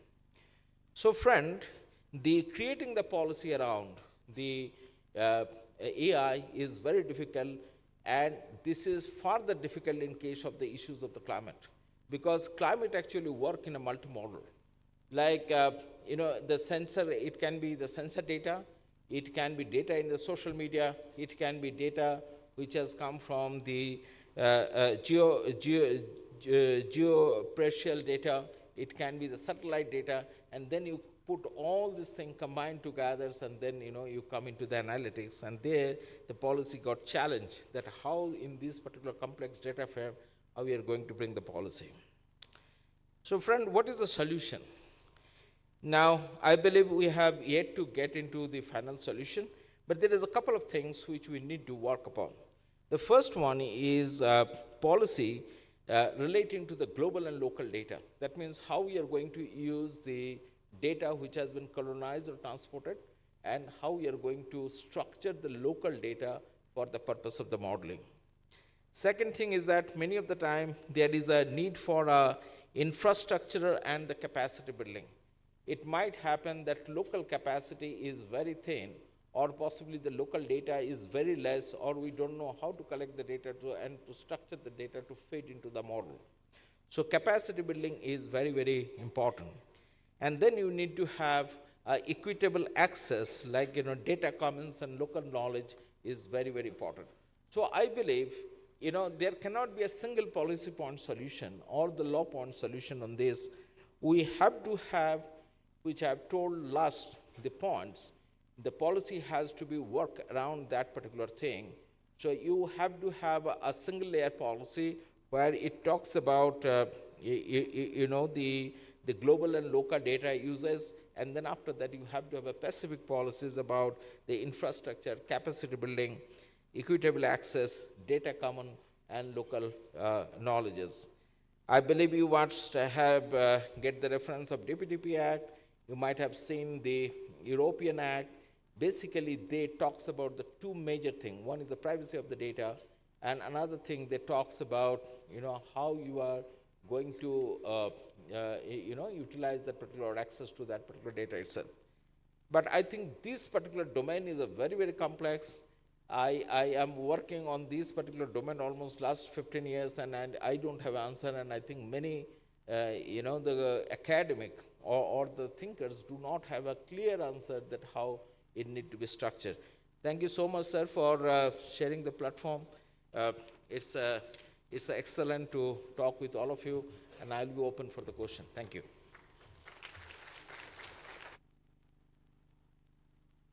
Thank you, Professor Dubey, for giving an excellent framework for policy, how actually AI can be used, and what policy solutions can be brought in. I think you highlighted a very important items, how actually the AI should be locally contextualized, because most of the data that we in the AI uses the data coming from other places. So there's a lot of huge work is there in that front. In fact, I just want to share with everyone, we're also trying to reduce the information asymmetry among the healthcare. When we provide healthcare, a patient comes now, a patient comes after 1 year. Again, I'm just like giving an example, but sometimes we don't have that data. So because of the lack of the data, one is that there is a lot of a delay in starting the right kind of a treatment in case of emergency, or sometimes it also happens that we might not understand like what was missing, and because the doctors changes for different problems. So you will not get a holistic treatment because we don't have the data at one place. So in Meghalaya, we're trying to bring electronic health records. Basically, the idea is that every record will be available even to the patient app, so that like that will come up. And we wanted to build AI while not like importing some data from outside, but how do you build AI with the data that actually we generate on a daily basis. So in the years to come, I think that will also come out with some more predictive modeling for everybody, so that like, how actually someone can actually get into a problem, when somebody can actually have a cardiac risk. So before that, actually you can, warn the person and make him to change the lifestyle changes and provide some medication so that we can extend the healthy lifespan. So AI has a tremendous opportunities to do like that. So I'm very happy about the entire points that what you have raised, Professor Indrajit Dubey. And now I request our another panelist, whom we have, Professor Ranbir Singh Ji from IIT Guwahati, to your thoughts.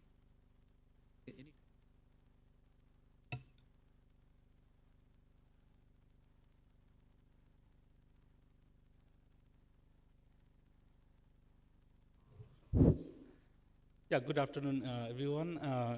As Sampath ji and Professor Dubey already mentioned, the importance of,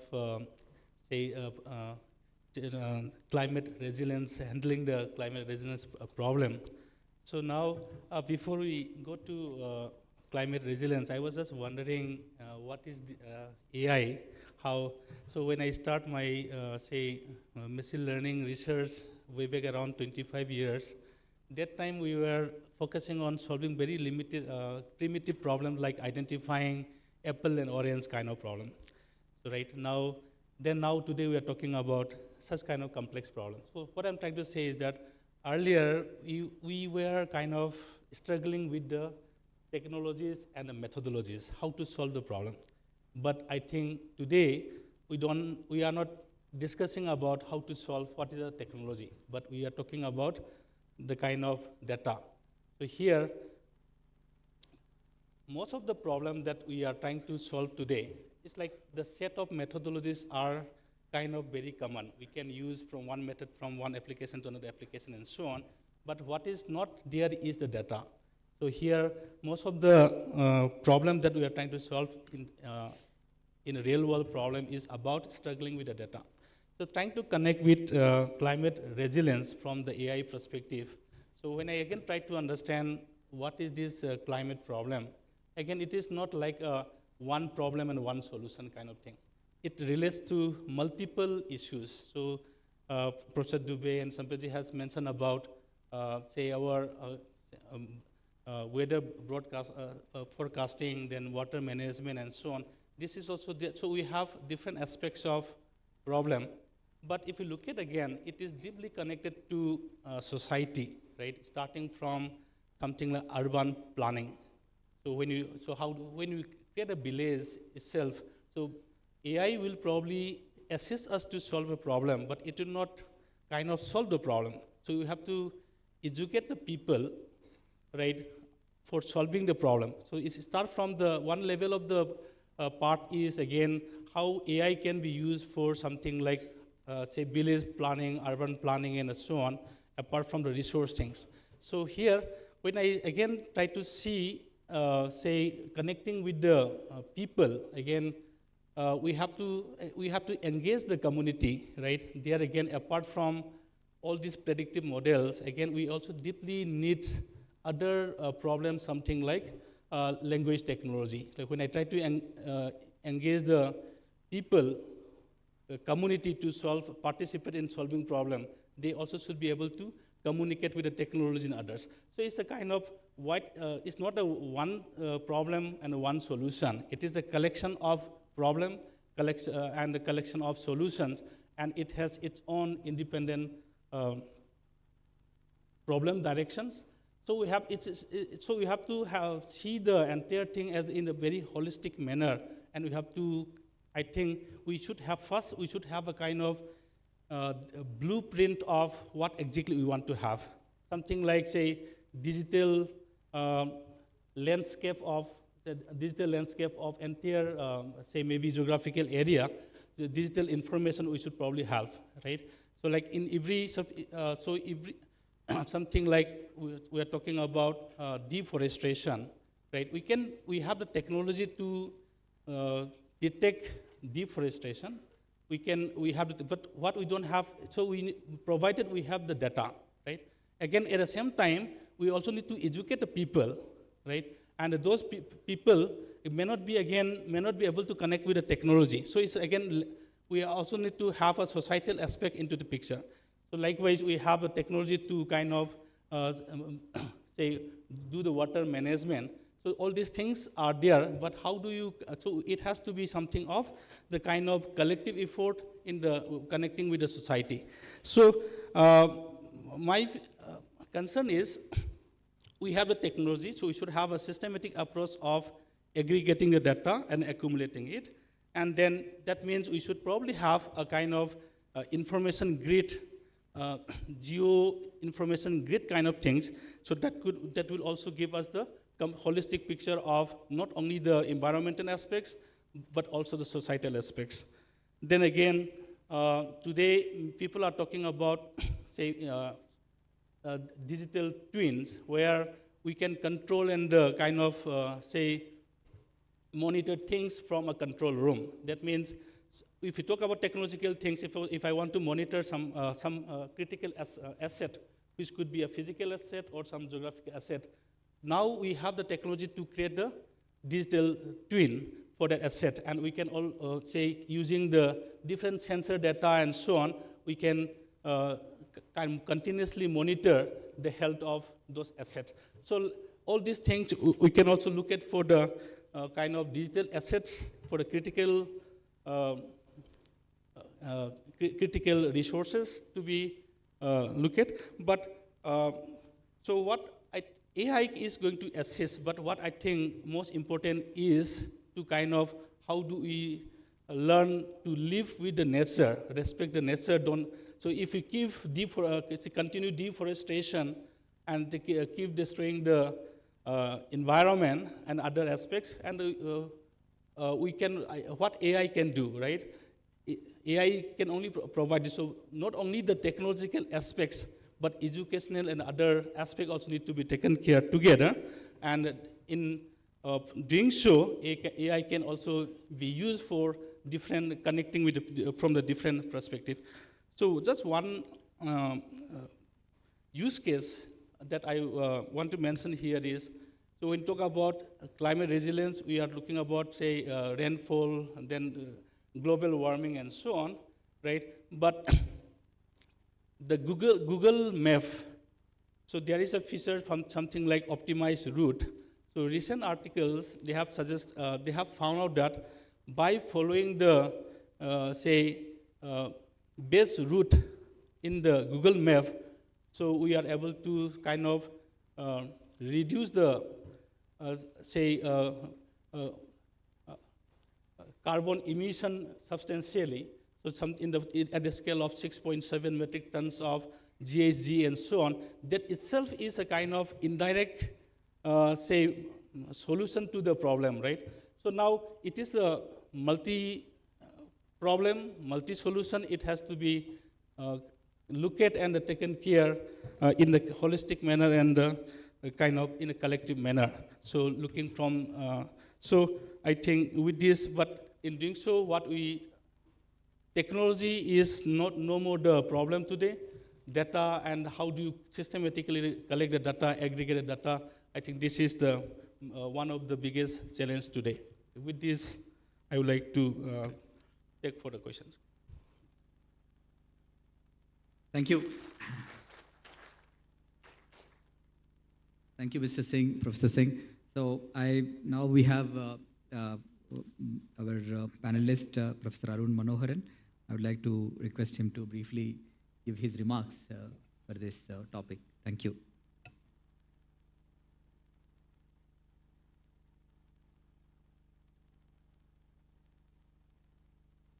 Hello.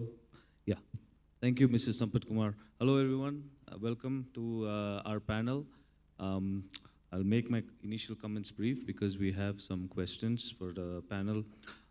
First of all, this is really promising to see this topic on an AI conference. I've attended some AI conferences and events, and not many have any panel or discussion on climate change, which is the obvious danger, right?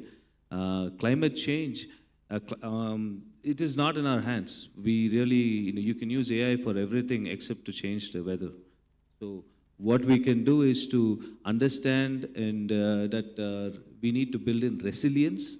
Resilience is more important. And how do you build the resilience is to help use AI for better early prediction. I think this is where we need to do.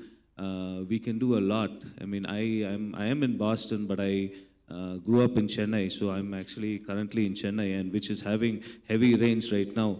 And let me tell you, if you are following the news, the prediction was not really that accurate about the rains. So it's still a problem that we are facing, early prediction. So that's why I think that's where the data, the AI can help.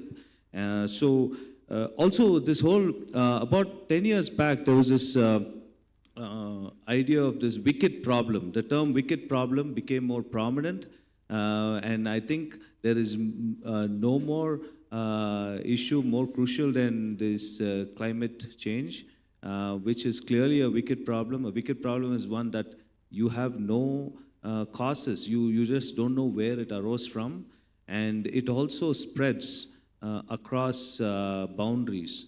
This is a issue, the climate, which definitely will spread across boundaries. And we are also seeing this term climate refugees.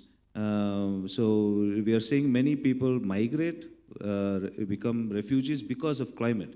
So we need to really focus on how to use AI to tackle the climate issues, again with the focus on resilience. Just very quickly, I'm in Boston. In Boston, some of the major issues that we face, one is from the heat and second is from the flooding.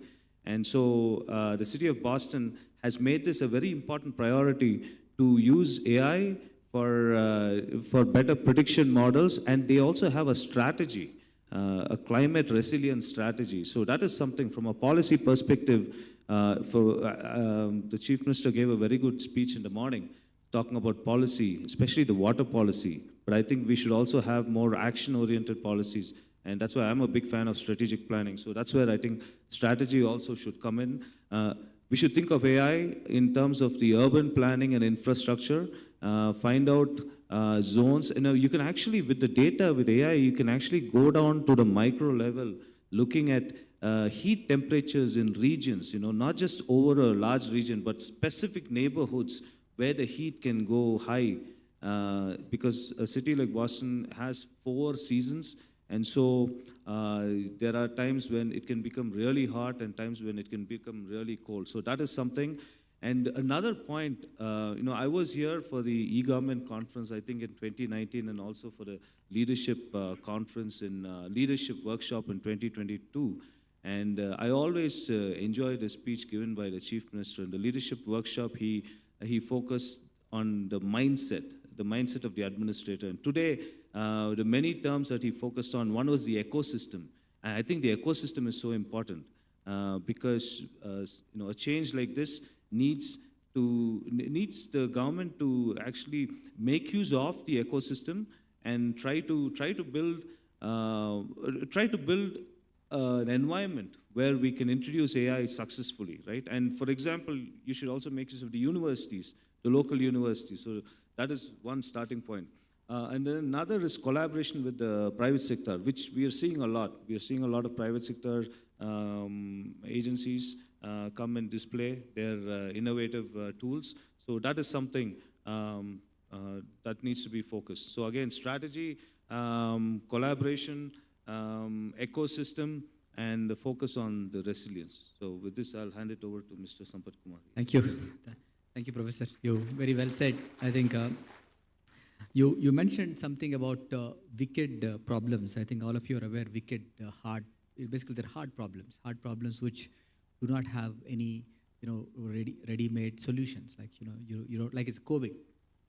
We don't know like how to handle it immediately. It's like so these are all complex problems. Climate change is a complex problem. So all these wicked hard problems do not have one simple technical solution.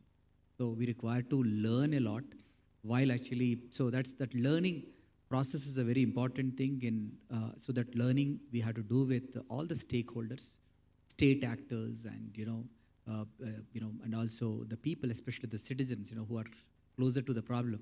I think this is a very good points that you highlighted for how actually we need to build. You also mentioned about collaborative governance or collaborative work for climate change. I think collaborative governance is one of the prerequisites for using especially the addressing the climate problem.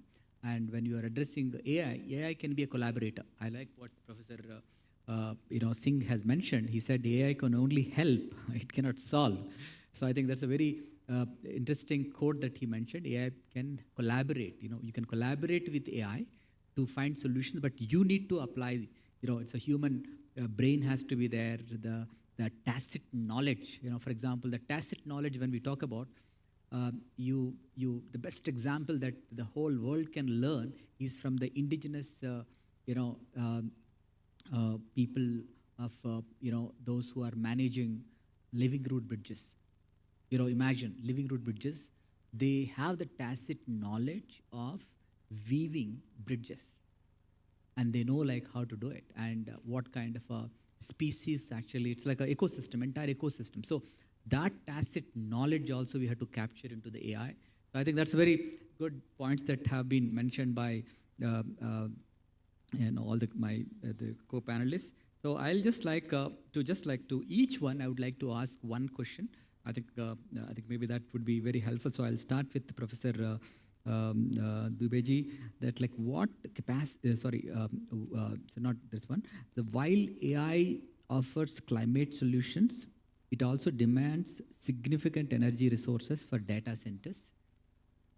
How can we design a framework for sustainable AI deployment that minimizes carbon footprint and electronic waste without compromising climate action effectiveness?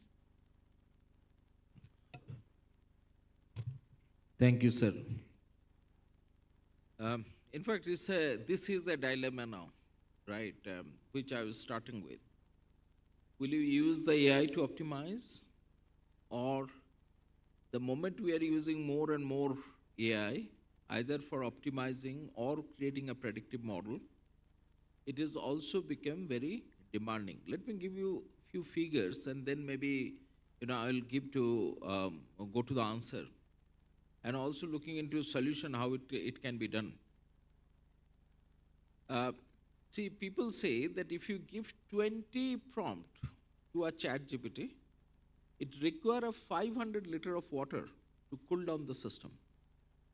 500 liter of water to cool down that particular system for your 20 prompt. So you can understand that what kind of energy it is basically consuming to create that heat, and then you have to cool down that particular heat itself. Now the question is that, what is the solution? And I believe, you might have seen in the newspaper that there is a lot of solution people are talking about. Even some people has put their data center deep into the sea, and some company, even the startup, they wanted to put their data center into the orbit so that it can get the natural cooling.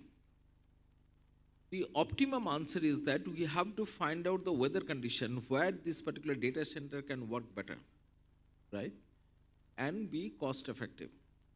Now, I was talking with Sampatji other day on some of the project, and the project was that we will build the data center, and that particular data center will be powered by the stream of nearby continuously, so that you don't have to have a consumption of the fossil fuel, and we'll have to leverage the weather of Shillong weather, which is a cool weather, to be cooling effect of that particular data center itself.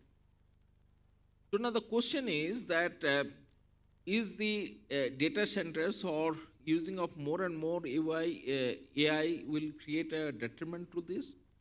To give my opinion at the end, let me come into another example. Possibly you know, which I have started with, that the 40% energy efficiency can be built up by the using of AI. Imagine you are creating an integrated energy system. What is the integrated energy system? You have a windmill, you have a solar, and at the same time you have a full fuel. And you actually use the AI to respond to the demand surge in a particular point of time in the day. So it might happen when the demand is less, your windmill is good enough to run that particular system.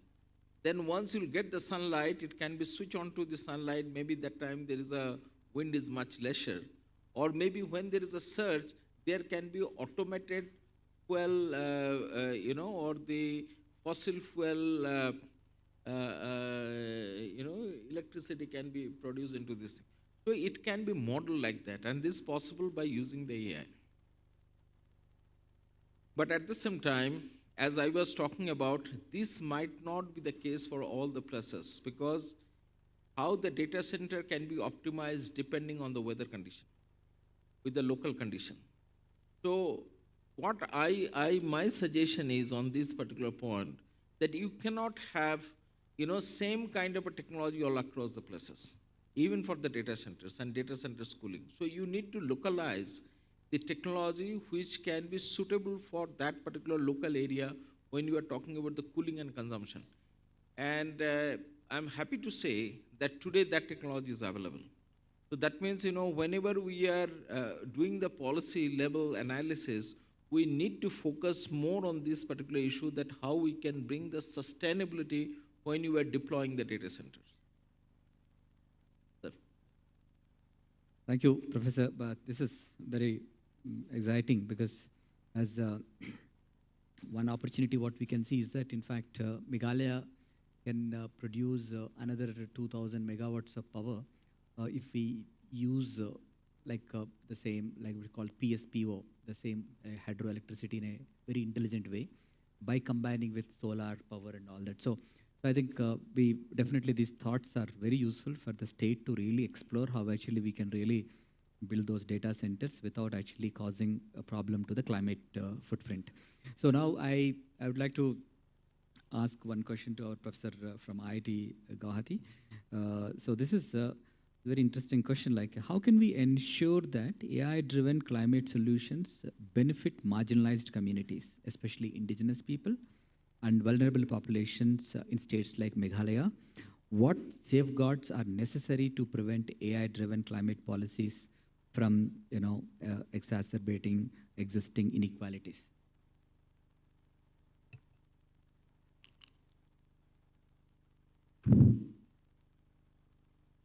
Yeah, so just connecting from my earlier comment, that there is no kind of global solution and a global one solution to this problem. Right? Similarly, I think this particular climate issue is very localized to a particular region and places.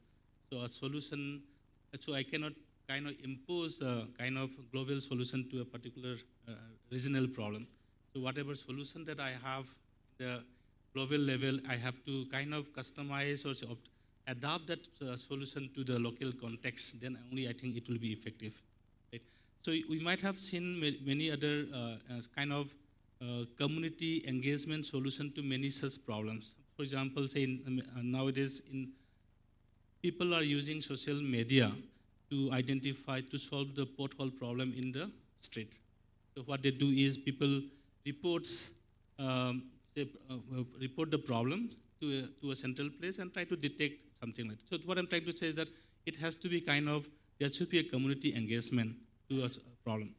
So similarly, notice, as you know, that we have, this is the linguistically most dense region. We have close to 200 different languages and so on. Then again, from one, say within the stretch of 10 kilometer, maybe that you may have different geographical and climatic difference and the social differences, right? So any solution that we try to bring up should be kind of suitable for the local context. Otherwise, no solution is going to be sustainable. So in that, having said that, so for example, the moment I want to bring, so that means we need to understand the local dynamics to the solution. Even if I go for, I used to be part of modeling the water reservoir in one of the dam in the Northeast. So what we have observed is that, say in the reservoir, local fish, right, that indigenous fish used to kind of, over the time, it is no more relevant. Because of that, again, local fishermen, right, those who are surviving with that local fishing, their job is also lost. So these are the small things that we need to take care, right? So for example, say we have many indigenous knowledge. For example, I still remember in my childhood, my parents used to say that, okay, if there is a flower in the bamboo, right, there might be famine in that particular year. These are kind of very ancient and historically kind of knowledge that has been propagated along. So such kind of lots of local context information are also embedded into the present in this kind of diversity. So we have to come up with such a solution if we are looking for sustainability. So we have to involve them, community, and we have to see what is best suited for the local indigenous local people, and accordingly you have to adapt. Otherwise, no global solution is going to work for that. It's a great example that you have given, like how actually indigenous people used to predict famine. I think this is the knowledge I think we need to build into the AI systems. I think that's AI ecosystem. Thank you very much, Professor, for very important insights on that. So I'll ask the question to Professor Arun Manoharan. And Professor Arun Manoharan, actually, he teaches administrators in US for public management. So having with that experience, I would like to ask this question, Professor. What capacity building initiatives are needed to prepare government officials, field workers, and community members to effectively use AI tools for climate monitoring and adaptation?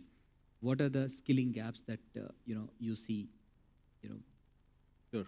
I think that's a very important question because AI, with all the tools, it is important that we have the literacy, we have the skills also, especially the policy makers and the frontline workers. It's so important that they have the skills. And it actually is not very difficult because you can directly give them these skills starting from universities. I think there should be some, because AI is breaking the boundaries, and I think educators also should break those boundaries. So first thing I think would be training the trainers. I think the trainers, the professors, the faculty should integrate AI in all aspects of their work. For example, when I teach, I'm just seeing that all my graduate students' assignments are just looking the same. So I just to flip it around and make it. I've stopped asking students to do take-home exams. I just ask them, come in front and let's do a viva. Or whatever you do, I'm going to ask questions. So I think some innovative approach you have to look at. So I think it starts in the schools. I always thought that universities have a lot of potential and they're just so untapped. And I'm speaking from a university perspective. Why are we not integrating that? So there should be some workshops. Don't even think of 2-year programs, 6-month programs, just weekend workshops or 6-week workshops or something. That's a good starting point. And I think it should be also very targeted. Government policymakers need different approaches. Frontline workers need different approaches. Students need different approaches. Also, it also differs from age groups. Another thing that we need to teach, apart from the direct skills, also the ethical awareness, about the privacy. What aspects of privacy should you adhere to when you're using AI? You're using everybody's data, so you should know the laws and the laws governing the use of data. So that's important. Also, some kind of nudging is important because we can't just wait for everybody to come and sit in the classrooms. We have to just some kind of, it is a democracy, so the maximum we can do is nudging people to go into the classrooms and sit down and learn this. So workshops, we need some direct workshops, focus groups, assignments to do this, some incentives. Also comparative models. It's very, very important for us to look at how other countries do. I'll just share this quick example. In 2018, I went to a conference in China. Actually, I went to Wuhan, and I went for a conference. It was 2018. So I went for a, so there, they had a huge screen, probably this big, and they had sensors on all the taxis in Wuhan, and they could see the taxi where it was traveling, and any traffic congestion, they'll just send a direct message. The city traffic would send department would send a direct message to use this lanes. This was again 2018. I mean, so much was there. So I think we can, and probably now there's a lot more development. So we should probably look at some comparative models. And that's why conference like this is very important. So thank you. Thank you. I think you ended with a very good note that we need comparative models. We need to really learn, from each other, because this is an unknown thing. We need to learn from a lot of experience and what, I think, thank you very much, Professor, what you said. So now I think we are coming to a closure for the, I think before that, we would like to take 2-3 questions from the audience. And if there's anything you would like to use, a Mentimeter or something, that I think over to you. Yeah, thank you. Thank you to the panelists who are here. Ladies and gentlemen, let's use this. Please scan this code and you'll be taken into a website called mentimeter.com, where you can post your questions. And as we are running short of time, we'll be taking maybe a max of 2 or 3 questions. So whoever gets to post first will get your answers immediately.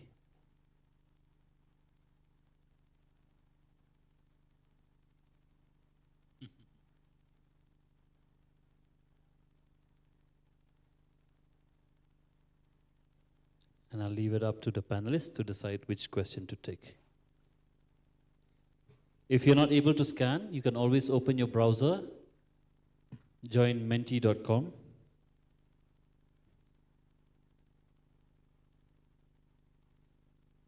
Some of you, as we detected yesterday, may not be able to use your scanners. So you can always open your browser. Can you please show the code?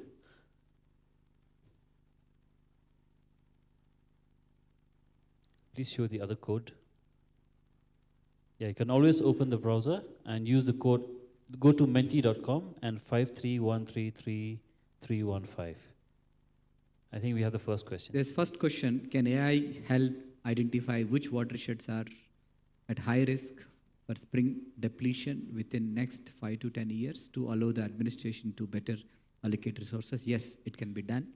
In fact, we have shown you through the presentation, this modeling can be done based on the existing the data that what we have. Like basically we can go back time series data, like how the entire watershed catchment area is all about, whether there is a proper places are there for contour trenches, to hold the water. I think there's a lot of things can be done, and we can see, like, we also can ensure in fact we are measuring all the springs, how they're discharging. So something that it can be done. Next question. So I think I'll request Professor Dubey to take this question. How can AI tools support farmers and local communities in regions with limited digital literacy? Thank you. Thank you so much. In fact, this is what I believe some of the part of our country is already happening. Well, I will take a bit of back step and then I will again answer this particular thing, because this is always a question in the mind of the people. Can a person who is illiterate able to use the technology? I will tell you from my experience, they can use the technology better. And I will give you a bit of a small anecdote, then I will give the answer to this. I went to my village, and one of the young boy, and I asked him that, can you send me the WhatsApp? He said yes. I forgot that he never studied in the school and he don't really know how to read. So then, I realized that after, fraction of second, then I asked him, how are you going to do that? He generally called me Kaka. I mean, Kaka means uncle in Bengali. He said, don't worry. I will speak to the Google. Google will translate it. I will copy it and I will send it to the WhatsApp. Now see, this is what the adoption is. Right? It is a matter of the convenience and matter of efficiency. Everybody want to get into this particular thing. Now, as you said that, AI can do this support to the farmer, answer is yes, because there can be a number of modeling, right from your soil moisture to the water consumption which is required, even fertilizer which is required to give in this particular thing. Cost can be modeled that, if what kind of a harvesting you can get out of this thing into the control scenario. So everything can be modeled and can be predicted. And I think there is a dashboard has been creating. In fact, I was talking with one of the Canadian company who are interested to invest here also in Meghalaya. And they basically, their business is a sludge. Sludge, do you know this waste, solid waste, they do that. And they have created apps now to, utilize this particular sludge for the farming community, and they are giving this particular dashboard free. That means any farmer who is taking the sludge from him, they will get access to their dashboard where all this particular thing which I was talked about, right from moisture to using of the fertilizer, and then what should be the harvesting quantity. Everything can be seen by the farmer into their mobile. Obviously, they have to put certain sensors and all those particular things, which they will help you, but they will not give you free of cost in that thing. And at the same time, what they were telling, that they have experimented that particular thing in Africa and Egypt, and it is working pretty well, and they wanted to have their foot in India onto this particular matter. So I believe this is possible even without any literacy. And in fact, I have given a suggestion to him, why can't you use a multi-language, like, which we are talking about the Bhashini today, right, in the morning. So now there is, I think, 17 languages there in Bhashini. So they are adding now, Garo and Khashi will be added. Like in our university also, we are working on that, how to do the language model for multi-users. And if you can add that thing, I believe even you can also make the people understand not even by the word, but even by the, kind of a digital sign. So communication is not only the word, right? Communication can be done in many ways, even by, text to speech. So technology has never been a barrier.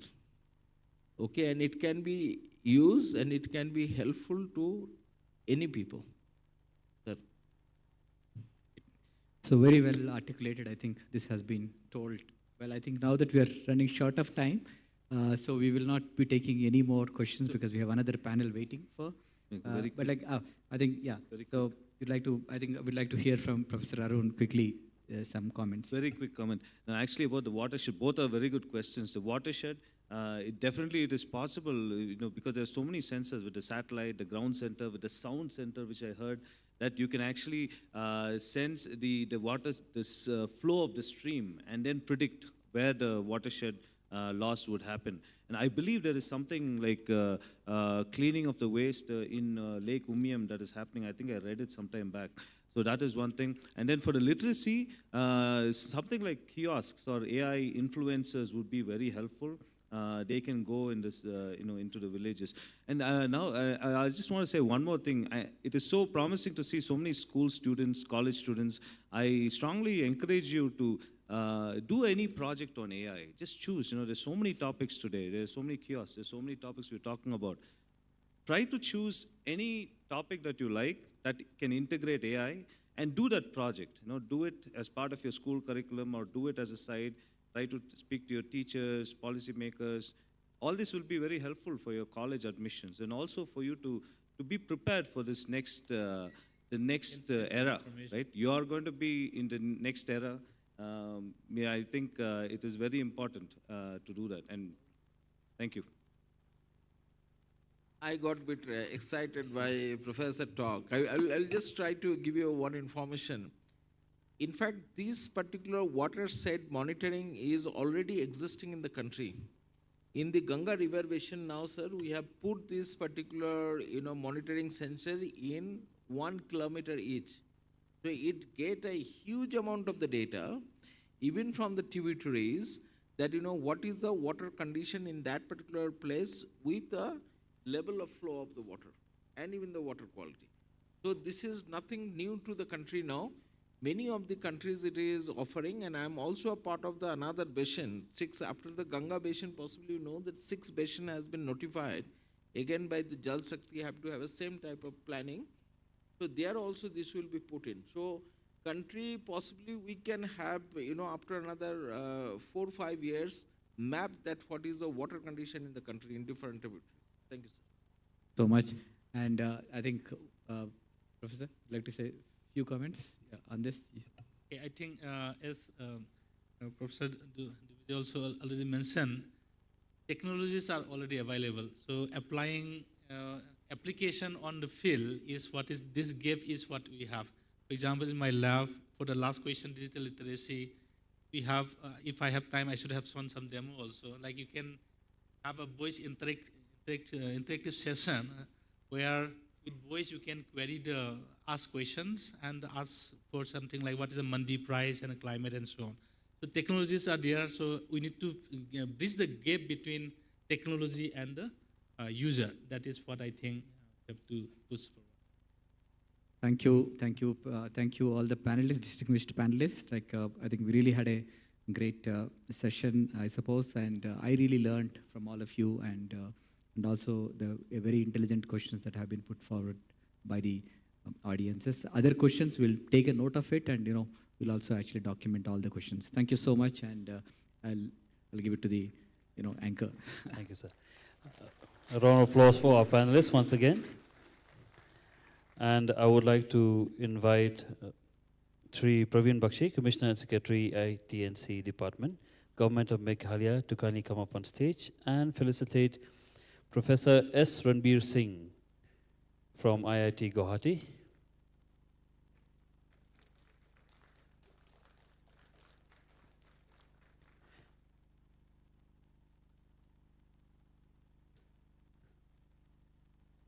A warm round of applause, please, ladies and gentlemen. And of course, also to Dr. Arun P. Manoharan, Associate Professor, Suffolk University, Boston.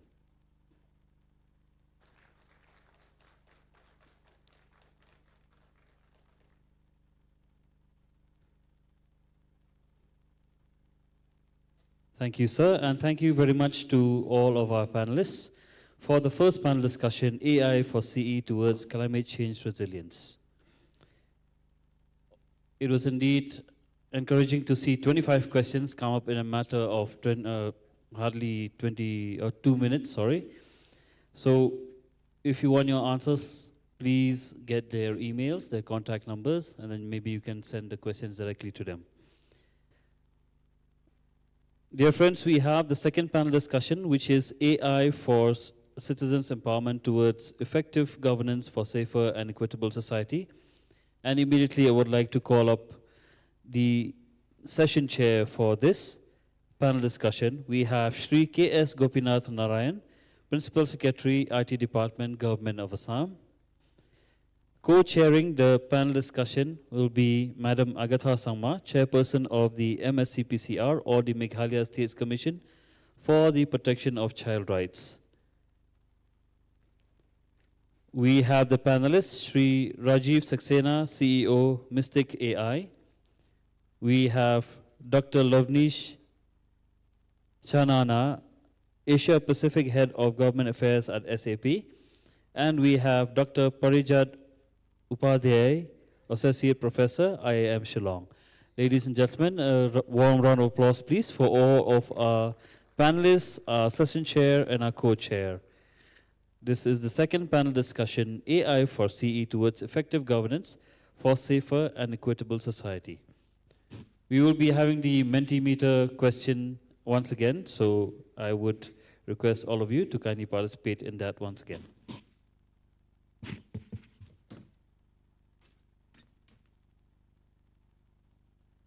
And on a side note, the showcase arena is still going on. If any of the students want to also join that, all the engaging AI concept explanations and videos and presentations are still happening in conference room 3. Thank you. Now may I hand it over to the session chair for the second panel discussion.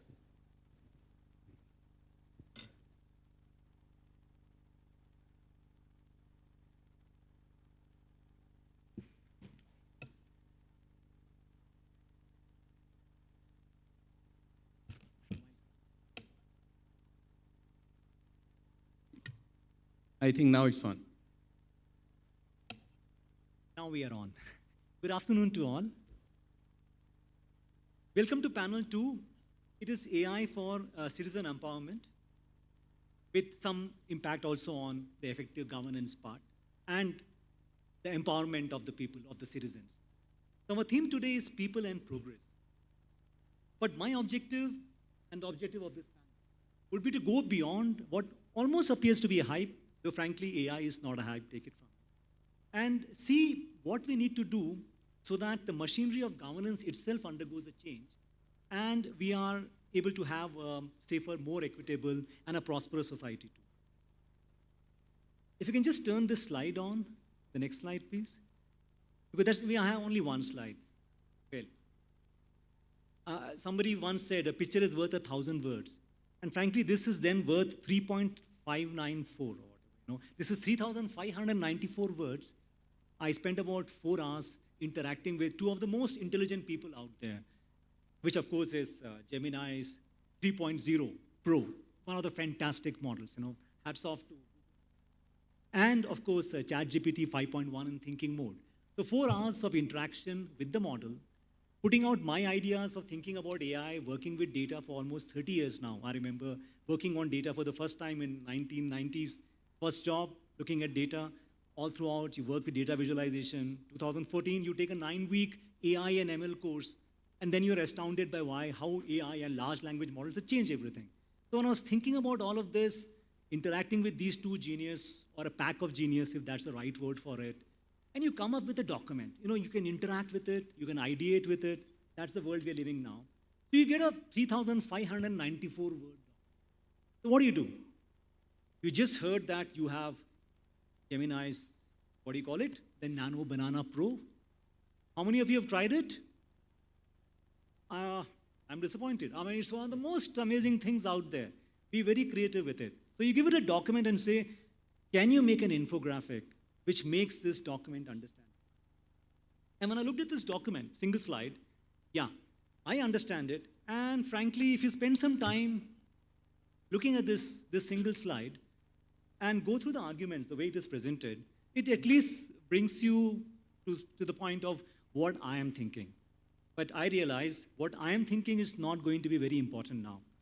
We're going to discuss something more. And that's why we have a great panelist here and a great co-chair. So to summarize, while the slide can remain, it may be a distractor, but whenever we bore you, you can go and look at this slide. Output of 2 geniuses and 1 middleman. So my primary thesis first is that of intelligence inversion. This is an idea that Imad Mustaq had, the stability AI person, had recently come out with a book which he's been promoting, and I loved that idea because it resonated with me. I really believe for the first time we are reaching the world of intelligence abundance. It's intelligence, sheer quantity which is out there. I mean, all through history, intelligence was biological, scarce, and expensive. And for the first time, I'm seeing genius level intelligence on the tap, available to everyone. So we are seeing intelligence which is digital, abundant, and cheap. This intelligence inversion has occurred, and it's only going to accelerate. in the days to come. That's the first point that I wanted us to put it out there that this exists. As far as governance is concerned, then the question comes, how is the governance and bureaucracy going to evolve for that? Are we going to be a reactive bureaucracy? We can still use AI to solve problems. Or are we going to become a prescient kind of a government, which is going to anticipate something, anticipate a disease outbreak somewhere, a flooding happening somewhere, or frankly, I deal with citizen services, all of us do. Can we anticipate the need of the citizen and provide him or her the service before he or she actually asks for it? So yes, are we going to be reactive or are we going to become prescient? That's one thing to keep in mind. And the second point was on the citizen part, it's time to remove this information asymmetry. This My Baap Sarkar, that Sarkar which is supposed to give me something when I comply with something for arcane rules that only the government knows. We got to change that. With AI, it's possible to completely annihilate this information asymmetry. So that would be true citizen empowerment. And to the last point, in the Northeast, and frankly, I would say even to the rest of India too, I think most of the knowledge and wisdom that is innate to us, and the example that Professor Ranbir also gave earlier, is something that we know, but we know it. It is not digitized. It's not something that these large language models have ingested. So are we going to be stuck using the Western models, and within the process, we do not get the knowledge back, but only get their biases part? So are we going to do something about it? What's possible? So the core question, I would say, remains, how do we move from the AI that talks and large language models really talk to the AI that acts? And how do we build sovereign AI that is safe, equitable, capable of driving our region's economy? So this is the challenge. This is a thought that we all need to keep, how the government undergoes a change, and the core question of how do we benefit from it, and how do we have an AI that actually delivers something? Now, to answer these questions, I'm very fortunate, we have a stellar panel.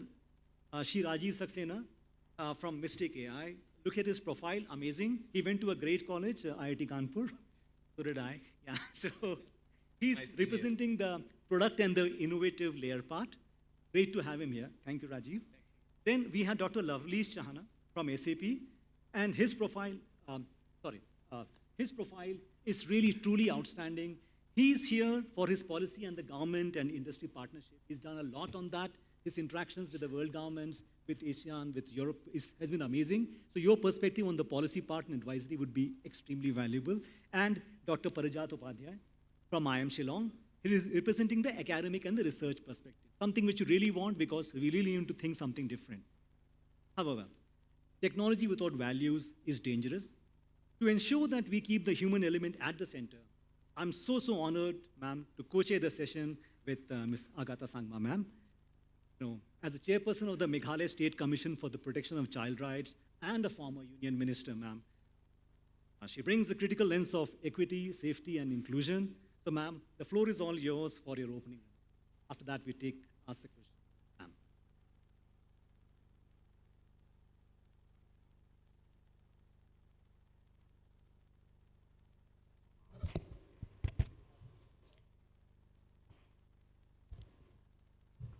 A very good afternoon to everyone.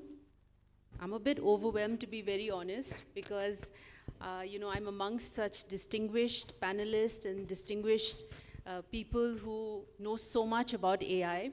Honestly, I'm not well equipped to speak about AI, but as our chair was saying, I am the chairperson of the Meghalaya Commission for Child's Rights, so I'm only here to speak specifically with regard to children's rights when it comes to the AI perspective. Shri K.S. Gopinath Narayan, the Principal Secretary, IT Department, Government of Assam. Shri Rajiv Saxena, the CEO of Mystic AI, who is a very distinguished panelist today. Dr. Lovelees Chahana, Asia Pacific Head of Government Affairs at SAP, and also a very distinguished panelist for today. Dr. Parijat Upadhyay, Associate Professor, IIM Shillong. Dr. Sampath Kumar, who was the chair for the previous panel discussion and all the panelists of the previous discussions, and all my fellow participants who are here today to participate in this extremely important and relevant conference on AI that we are hosting here in Shillong. Dear friends, I stand before you today not as a chairperson, but as the institutional voice of the Meghalaya State Commission for Protection of Child Rights, a commission mandated to defend dignity, ensure rights, and advocate justice for the children and the young people of our state. We gather at a moment where children's realities are being reshaped, not only by family, school, or community, but by algorithms, screens, networks, and invisible interactions online.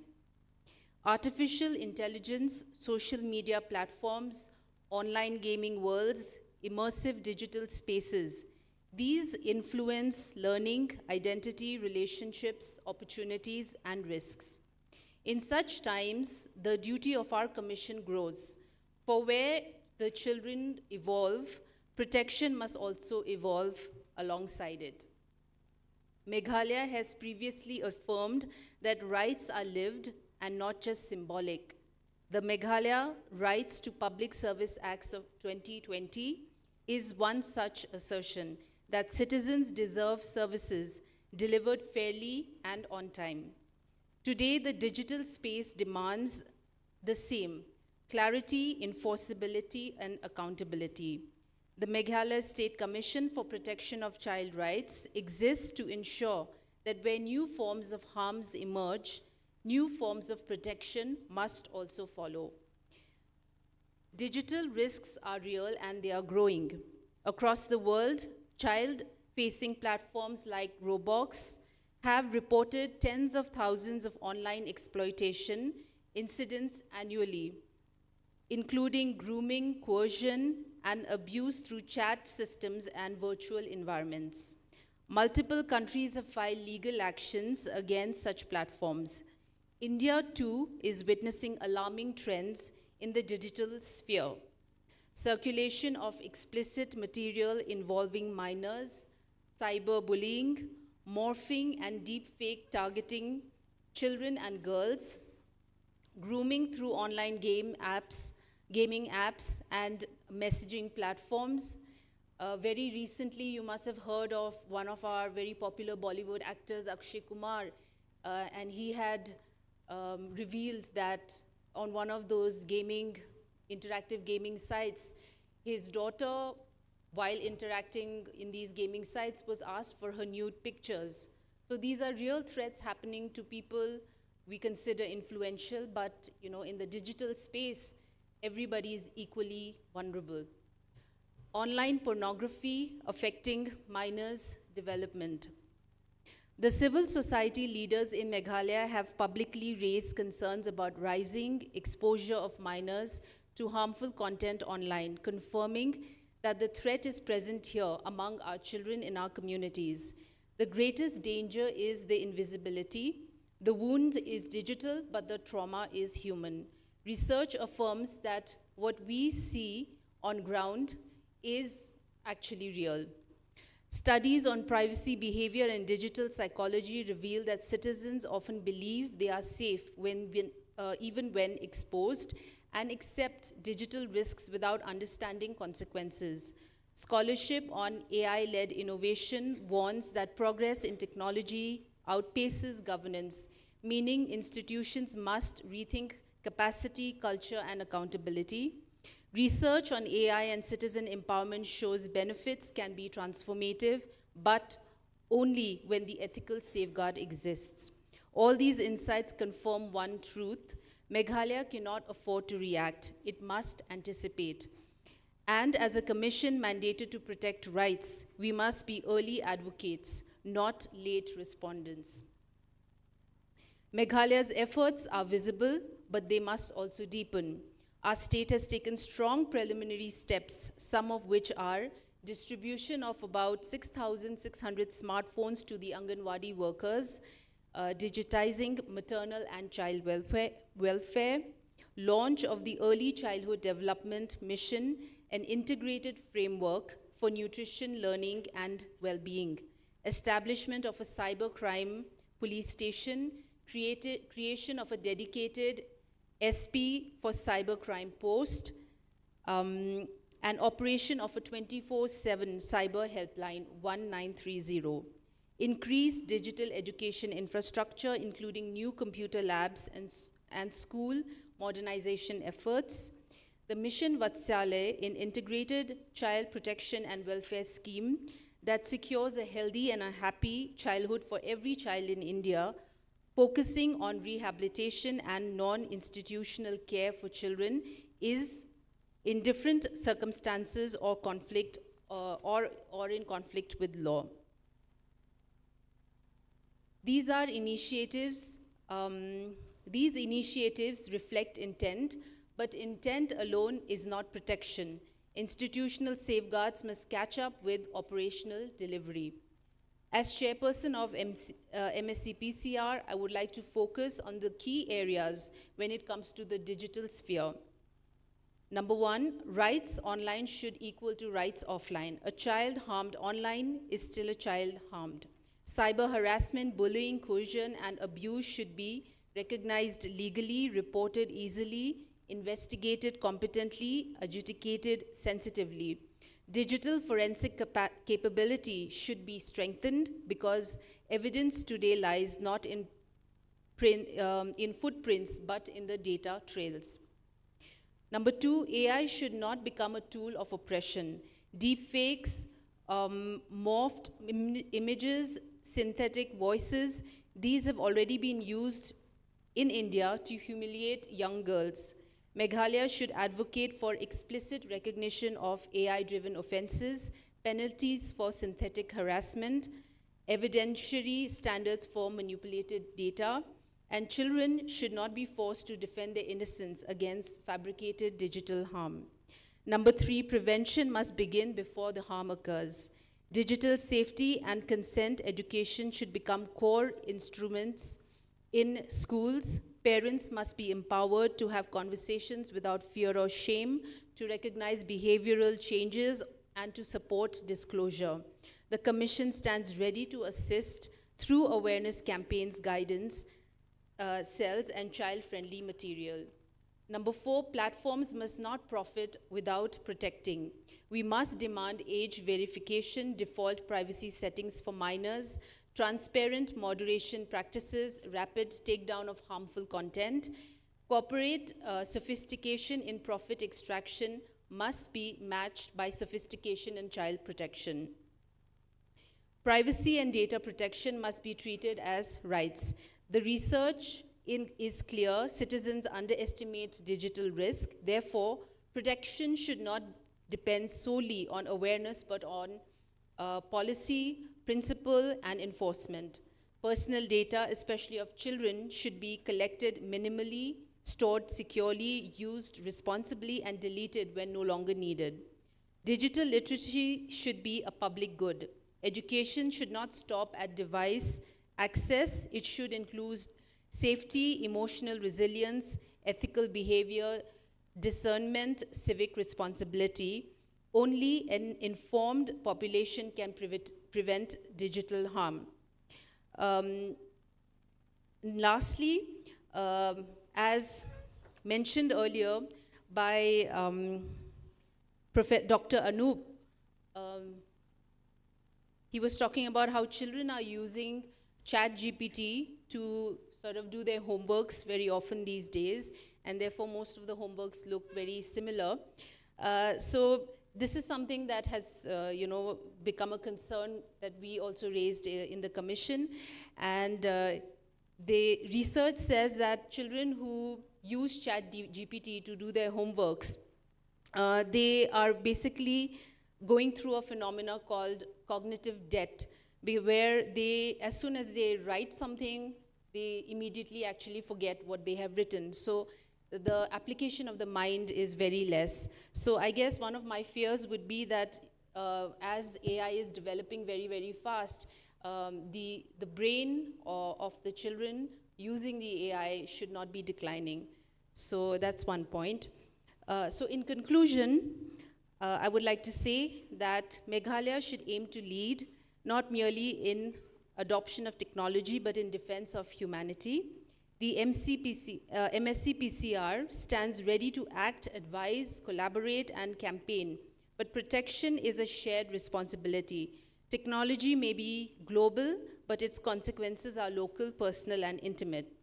Therefore, let us ensure no child loses innocence to a screen, no woman loses dignity to a machine.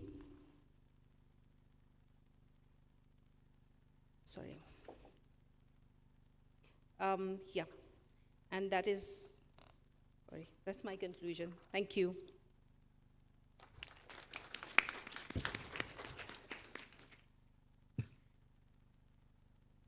Thank you, ma'am. I think, ma'am, your speech would have assured lots of listeners out there, ma'am, that the Commission is really concerned. The Commission is fully aware of the challenges that the new digital age is throwing up, more risks that our children are facing, women are facing now. So you're pointing out the concern, says that the Commission is on the right track, being aware, and action can be taken. But that brings us to the policy front of it. What could AI have done, or what could policy have done to have mitigated that? So my question to Dr. Lavneesh stems from a context that I wanted to share with him, which in my earlier slide, I called it the liability trap, in the sense that we know that humans make error driving cars, and we're okay with it with thousands of people dying. But an automated car, a Waymo, if it runs down one person, and the whole world is agitated. We have seen that AI for medical prescription, or when I speak to a GPT or a Gemini, the kind of answers it gives is better than what the best experts in the field would normally have given. But we are not able to use that. So this concern of a liability, to have somebody behind who can be blamed when an error comes, is possibly preventing us from using this AI. Even the concerns that ma'am raised, there could have been an AI solution which could have been policing it and fixing many of those things. So my question to you, Dr. Lavneesh, is this paralysis that we see a Western imported a luxury that we should do without? This, where the West is a very hyper-individualistic lens of liability and litigation. That's how they view everything. In a developing nation like ours, can we afford that? Don't we have a collective responsibility to prosper together? That somehow we should be willing to share the risk of exploration in order to share the exponential benefits that this intelligence explosion is bringing. So specifically for you, the question would be, how do we draft policies in the government that we move beyond this individualistic fear of lawsuit? Government is risk averse, we would not be able to put something. I could have put a MedGemma model in every PSC, and the advice coming from there would have been better than most doctors in the 100-kilometer radius there. So how do we get policy in place first? And practically, since you also give solution, does this mean that we need to shift our procurement to buying outcomes rather than just buying software licenses? So these two questions on the policy front, and whether we should be buying outcomes in software rather than software. Dr. Lamneesh. I don't know. Thank you very much for the question. First of all, thank you for the opportunity. It's great to be here. Really appreciate the initiative by the Meghalaya government to bring all of us together to discuss such an important topic. I think to set the context before I answer your question, Mr. Gopinath, we have moved from the discussion on what AI can do to what is and how is the impact that AI will make. There is a negative opportunity. There are more solutions than problems it can solve. Let's be clear. So the discussion around what AI can do should now ideally lead to what's the ROI. And when I'm talking about ROI here, I'm talking about return on impact. And if I can define this impact word, I in the impact is definitely inclusion. Inclusion. M is definitely the measurability part. P is the participation of the stakeholder. And A, to answer your question, is the accountability part that many of us are concerned. C definitely is the collaboration.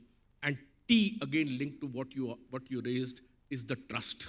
Now, if I'm able to generate that, and if we see the experience, we started with AI as a seed, nurturing it in research labs. Then we watered it with data.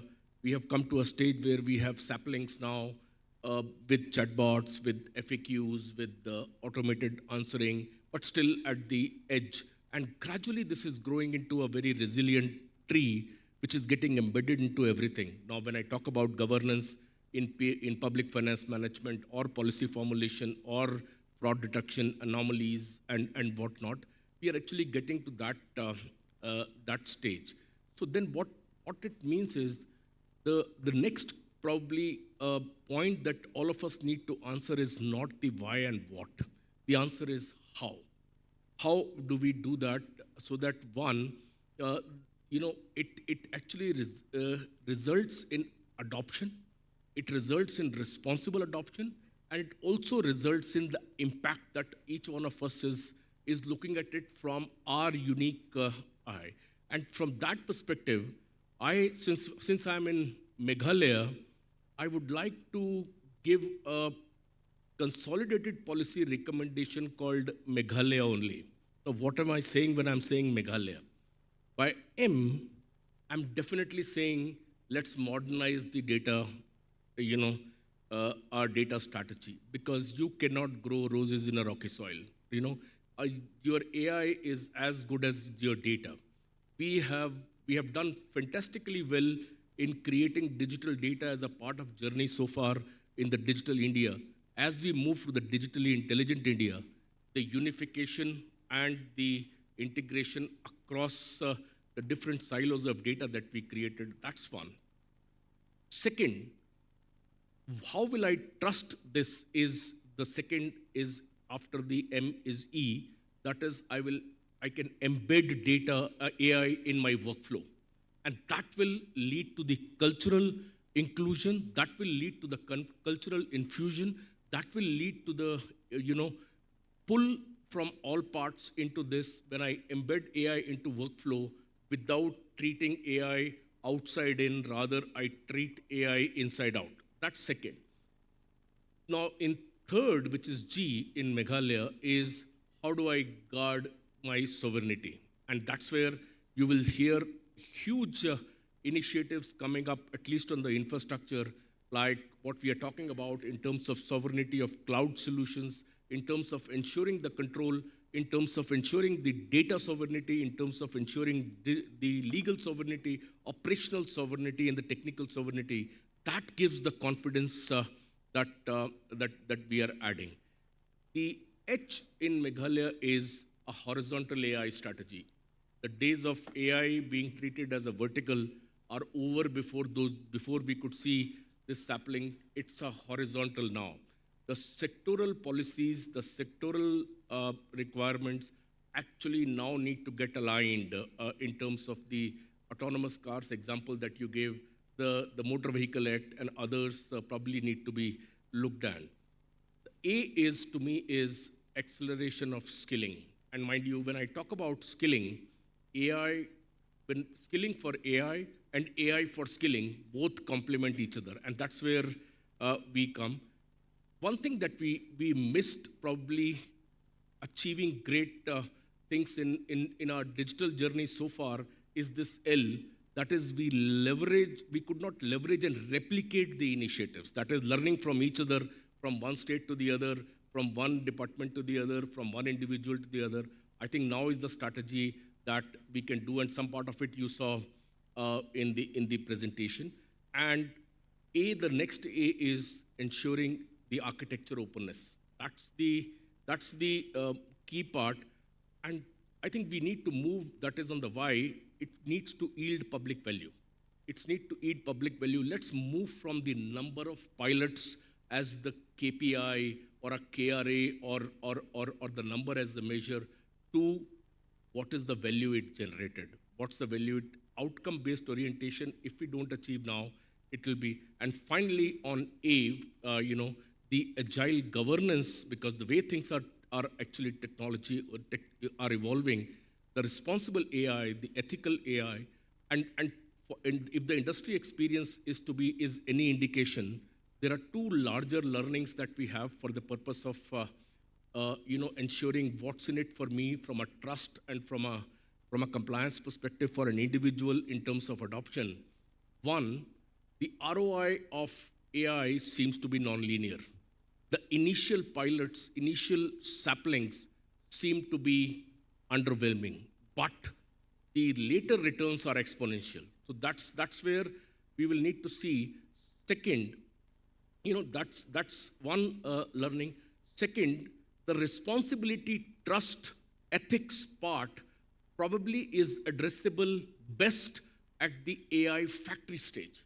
As I am developing AI, my ethical AI practices into the product development, into the solution development, if it answers the ethical questions there, if it answers the trust question there are a lot many which will be solved. And that's where you will, those sitting in this hall from tech companies will tell you their ethical AI development process in terms of ensuring all the things that Madam spoke about, during UNESCO's principles before a use case is allowed to get into production. That's the, so like if you look at my company, we have an external steering council advising us on how risky this AI use case is. And that's when, if it's a red at any stage, we stop. So the larger point that I'm trying to make is the trust and the issue of fear of liability comes not from the end recipient or the user of services, comes from the provider. Is the solution lies from the provider side and the program management and the way we actually implement. So that's where we are. We have very exciting times ahead. Next time, probably when we get a chance to meet, you may be talking to AI avatars of us. But then, let's hope that we are moving to stages where the AI is a co-pilot supporting our drive to citizen empowerment before it becomes the driver for citizen empowerment. Thank you. Thank you, Dr. Lavnesh. Your answer, at least on this aspect on AI is not something that I can just pluck just like that and start using. It's magic, but there's still a structure to it. And as you said, we are in Meghalaya. Remember the acronym? And there is an elaboration that you have. Wish we can get those things that all of us remember. So we follow that approach, and we have a success path towards a trusted AI. Thank you, Dr. Lavnesh, for sharing that.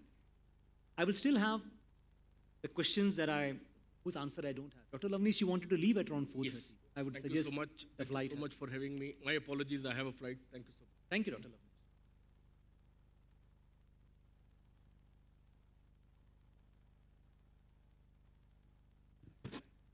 Lavnesh. Before we have Dr. Lavnesh moving away, we would like to request our volunteers from the IT department.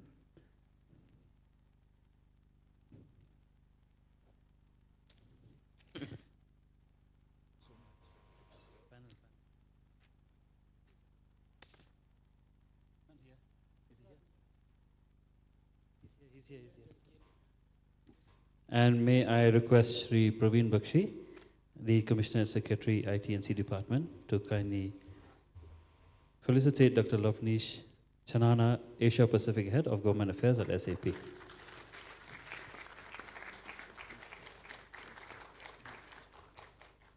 Thank you very much, sir.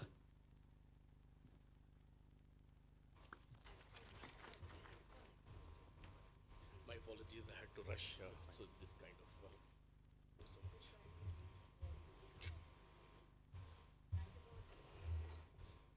And then there were two.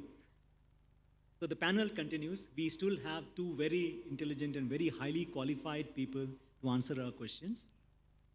To my colleague, Rajiv Saxena, my colleague as in way back we were in the same vicinity, geographical vicinity. Dr. Rajiv, you are, sorry, Mr. Rajiv, not doctor. The only exception I wish here. I could, yeah. So you are a technology person. And there is a problem that we all face, something that Mr. Sampath had also spoken about, that Dr. Ranbir had spoken about, which is that a lot of knowledge and wisdom of not only Northeast, I think Northeast definitely, but the rest of India too is encapsulated in the minds and hearts of people and not digitized. So the models, these large language models which have sucked up internet scale knowledge, are trained on that, So they will not be able to answer our questions. So you're a technology person. I can see that you work with data. So is there a way out for us? One, can we first really build those small large language models which are more performant, which are more attuned to our needs? Or is there some other technical means wherein we can use this intelligence abundance, but which can leverage upon the knowledge that we have so that the insights like the bamboo tree with a flower saying something, things like that, which is known to us but not fully digitized, the knowledge which is oral, how do we trap that in? How do we get our wisdom so that our large language models function? So that's one question that I want you to answer. And any question that you feel Dr. Lavneesh did not answer, you can ask. Sure. Thank you. So let me take the one, your previous question first, which you asked Dr. Lavneesh. Back in 2004, I didn't remember actually that I just checked on the internet, but I remember that case very well, and I'm pretty sure you must know that as well. One of our seniors from IIT, I think he was from Kanpur or maybe from somewhere else, he co-founded a company called Bazi.com. You know him, right?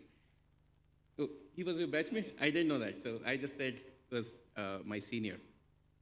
So unfortunately what happened, so those who don't know about Bazi, it was basically something like eBay. He tried to replicate that story in India. And what happened that there was some kind of pornographic MMS or something, somebody put it on sale on Bazi.com, and he was arrested. Not the person who tried to sell it, but basically he was the CEO of that company. So he was arrested. Of course, I think he spent maybe 2-3 days in jail.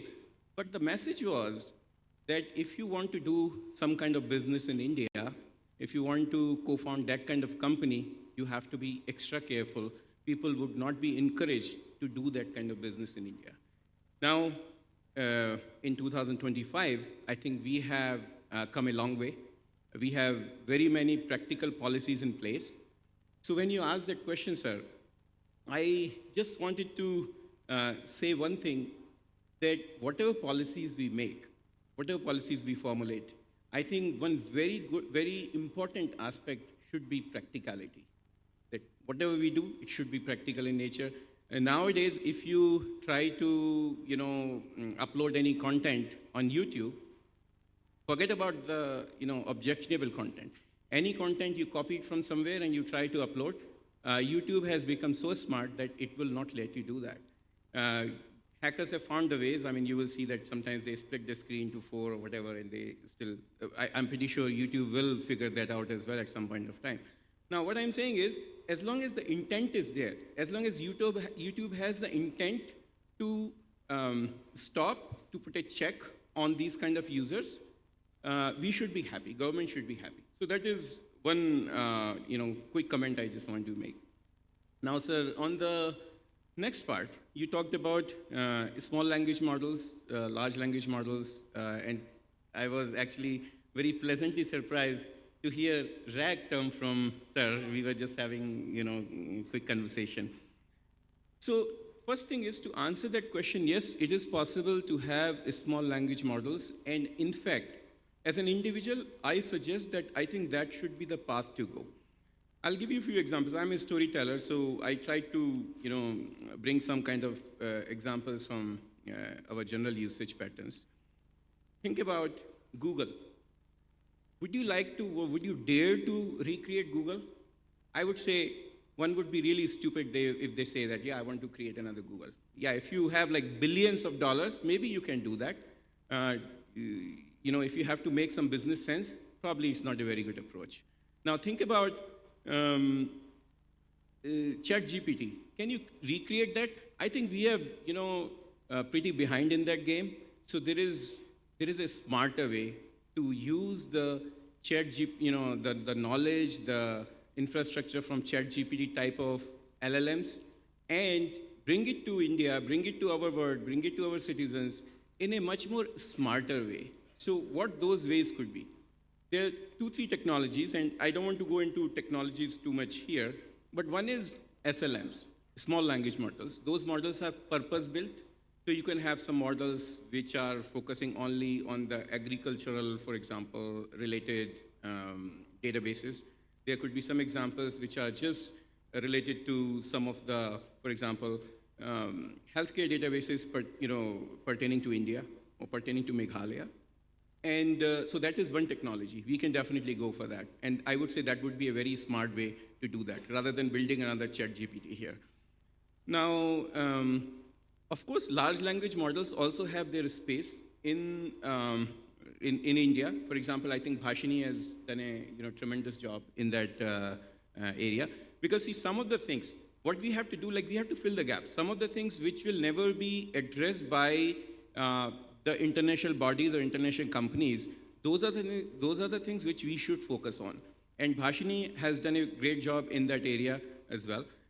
Now, the third thing, what we were just discussing, RAG is one of the technologies where what you can do, I mean, in very simple words, what you can do, you can take the advantage of the natural language processing from already existing models. It could be ChatGPT, it could be Bhashini, it could be something else. So basically, you can make use of the generative power of that model, but then you need to have some kind of technical wordings, some technical knowledge, and technical does not mean like software technology or whatever. Technical, it could be functional knowledge from your department. That can come from RAG. RAG is nothing else but basically the databases. So the way it works that when you raise a query, when you want to ask something from your ChatGPT type of models, instead of answering based on the ChatGPT completely, it takes the sentence structure or the generic terms from ChatGPT, but to answer the specific areas, it will go to your database and bring the right information. For example, I want to know the, say, revenue of government of Meghalaya, like what is, or maybe the GDP numbers or whatever, right? So ChatGPT may not have the right information. They may have maybe some obsolete information. So instead of relying on that, it will go to the state of Meghalaya's database and get that particular information. But the way I'm talking to you, the way you would talk to me, for that, it will use still the ChatGPT modeling. So yes, sir, I think it's possible. Perfect. Thank you for exact answer to the exact question. It's very clear now. Thank you. So, as he says, there is hope for us. Even if our knowledge and wisdom is lying in some documents which are not on the internet, it's possible to use these smaller language models also, coupled with our knowledge, and which we can use to get the exact answers. Thank you. And this is the way to go. And on the model size part, I was very happy that the Bhashini language models are really small. The largest, even this, is 1 billion parameter, 2 billion parameter. It's really amazing how much intelligence has been packed into these small models of Bhashini. So hats off to them for making small models which can be trained with more corpus to make even better. So I'm really happy with the approach the Government of India and Amitabh Nath's team has taken. So now coming to the third panelist that we have here, and he has to address probably the most critical of questions that all of us are facing now. With intelligence explosion. I'm going to keep using that word because every day I'm surprised by the kind of intelligence which is out there. And when we have so much of intelligence in front of us, how do we upskill the people is going to be a major challenge. You spoke about the concerns that people who use ChatGPT, students who are using it, I mean, another professor spoke about assignments being submitted from there. How it's going to impact their cognitive capability and how they're going to develop. And there are some research out there that even I had come across, that if you take a group, break it up into 3 parts, some can work with the large language models, some work without, some work in groups, and see how their brain develop. Apparently, there are clear differences in the brain development and stimulation, depending upon whether you used a model or not. Apparently, if you don't use the model, you exercise the brain. So that is given. But the fact is, there is so much of intelligence out there, which is individually smarter than most of us. But there is still a place for intelligence within the cranium, within our heads too. So how do we train the two key players in providing greatest benefit to the citizens? One is the government servant. The civil servants have to draft policy, have to take decisions. We need to be trained. That's one. And the citizens, for their empowerment, they need to be trained right from their student and as they continue further. So how should we look at skilling and training? And what is your understanding now that you're teaching in such a prestigious institute with some of the brightest kids coming over there? What have you seen? What is your personal opinion now? And what is the advice that you have to both the young students out there and to us, civil servants out here?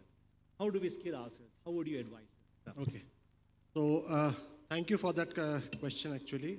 So it's always challenging in the last, right, when everything has been spoken about. So I've been listening to all the participants out here and who have something to offer.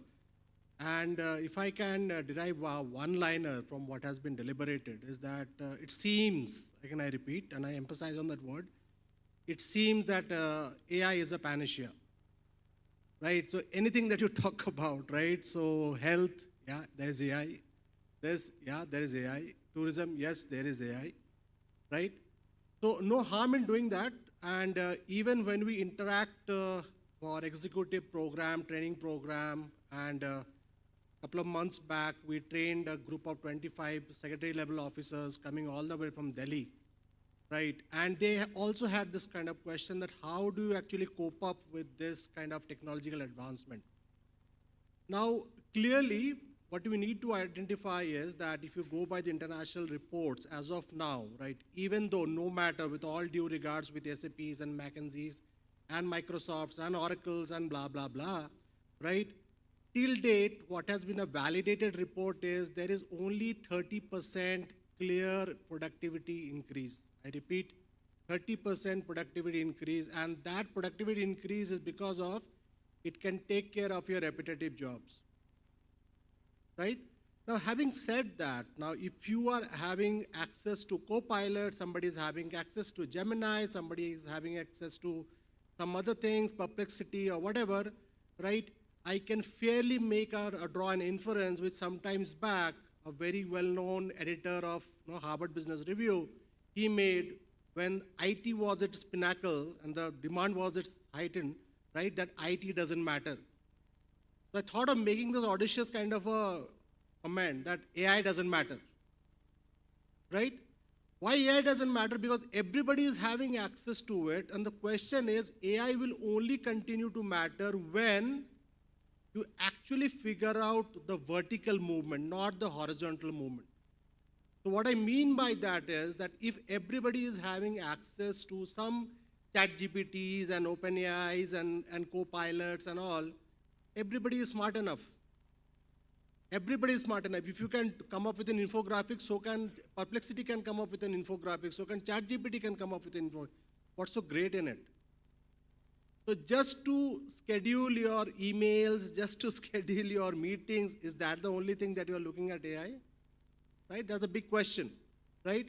But the thing is, the real value addition will only come when, if you can actually look inward, what we call it in traditional languages, business process re-engineering, and can you actually fine-tune your business processes so as to align with what AI has to offer to give you a vertical value addition? Can you actually streamline the process wherein, let's say, a mother expecting a baby in a rural area, all the way that thing goes up to the supercritical hospital, and in a very, very short turnaround time, he or she is given the proper medication. Do we have that kind of mechanism in place? That is where your AI will actually build in some value. Other than what is happening in industry right now, right? People are fearful about it. Hamara job rahega ya nahi rahega, right? The only thing the industry knows at this point of time is that can I basically in the next quarter give up with two more resources so that I can save some cost, right? And I'm telling you, I've overheard some of the meetings that goes on top IT companies, I'm not naming them, is that, okay, fine, this is not working, why don't you give it to GitHub Copilot? GitHub Copilot will do it for you. Without even knowing that whether, if you don't put in the perspective in GitHub Copilot, GitHub Copilot would not given you any proper answer. The same thing is happening everywhere. So it's not a silver bullet, what I understand, means that is my critical perspective, AI not a silver bullet. Having said that, contextualization is very, very important. And that is where we talk about in a place like Meghalaya, right? And when we have embedded in our course a compulsory curriculum like community immersion program, which each and every of our student has to compulsorily undergo, and it is a mandatory requirement. They need to understand the context, they need to understand the geography, they need to understand and stay with the people to try and understand what is the dynamics that play a role here. So I can put a question like this: why doesn't platforms operate so efficiently in Meghalaya? Why is it the case when we have the state policy of tourism, why can't we augment it with AI, or why can't we augment with digital transformation? But is that the actual answer that you get? So many homestays are operating in the entire city, in the entire Northeast, or for the entire state. You will find very few of them are listed in the digital platforms. Question is why? So have you really tried to look into it, that what is it that stops people from actually going there? That needs to be addressed. And that will not come from your AI. That will only come with what we call as empathy. That will only come with hitting the field. That will only come with assimilation of technology along with the cultural practices. And that will only come with, can we, or do you actually identify yourself as a part of the problem? So maybe just saying that, okay, fine, there's a technology, okay, today we have Gen AI, now next is coming agentic AI, next we are talking about general artificial intelligence, and it keeps on going and going and going. So we need to take a very decisive call that what element of technology or what aspect of technology is actually going to benefit us, be it as a student or as a policymaker or for the general citizens, right? And there cannot be one single solution for one size fits all kind of an answer, right? And coming to the question, the dilemma that we face at IIM, we're teaching at the brightest minds that come to our campus, what we find is that, let's say that you have two propositions. As an educator or a faculty, I have two options before me. Should I allow my students to allow Gen AI for writing the answers or assignment, or I don't allow it? Now, if I take the second option, if I don't allow it, what I am basically doing is, when my students are hitting the industry, they are less equipped vis-a-vis what is happening in other campuses, and other IIMs, and other IITs. So am I doing good to them? Right? So giving that kind of a perspective, I say, okay, fine, you go and use Gen AI, but the thing is, I need to put in that extra effort so as to set a question wherein, fair enough, they get some part of the hint from the ChatGPT or whatever tool that they're using, but the next part has to come from his own interpretation. So that is where you need to put in that extra effort, and I think the same kind of diagnosis goes for policymakers also, as well as administrators also, right? Some part of it will be definitely the repetitive part of it, what is being validated in the industry right now. The repetitive part of it can be taken care of by Gen AI, but the critical part of it, does it work in Sohra? Does it work in Tura? Does it work in some other place? That needs to have, we need to have an empathy kind of attitude before reforming an IT policy. Thank you. That is a comprehensive answer. There are some things that I found very interesting that I got to kind of sum up what you said. But the first part, productivity increase is not given. It needs to be integrated. And this reminds me even of a couple of decades ago also, when IT was in the boom. And the statement was the impact of IT can be seen everywhere except in productivity numbers. There was something which was said about IT, and our professor has said the same thing about AI.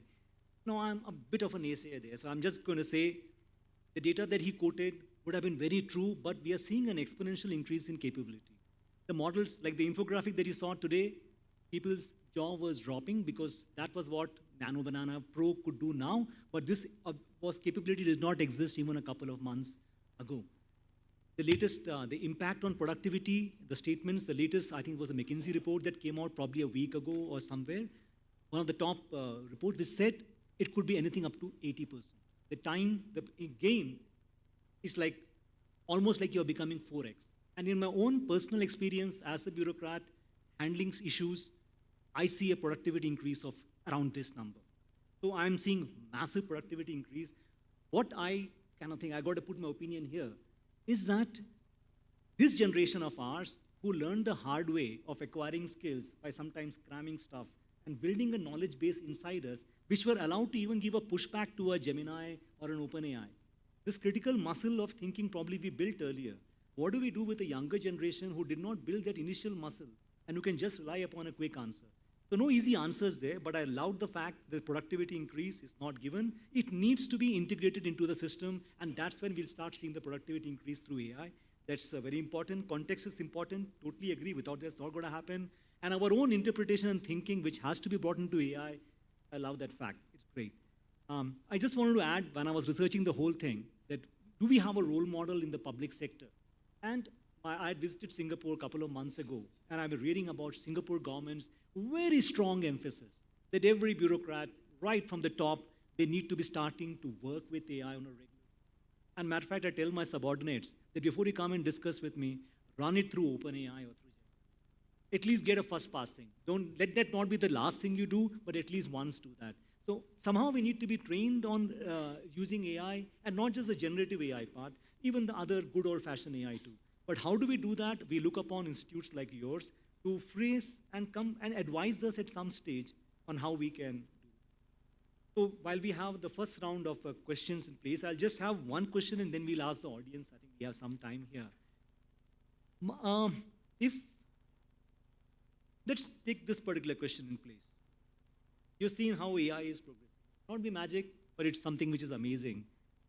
All of us, ma'am included, if the way things are going now, in 5 years' time, and it's still going to be exponential, I hope. In 5 years' time, each one of you, just take a call on what do you think or hope will become completely invisible or autonomous as far as what government does, government's interaction with the citizen.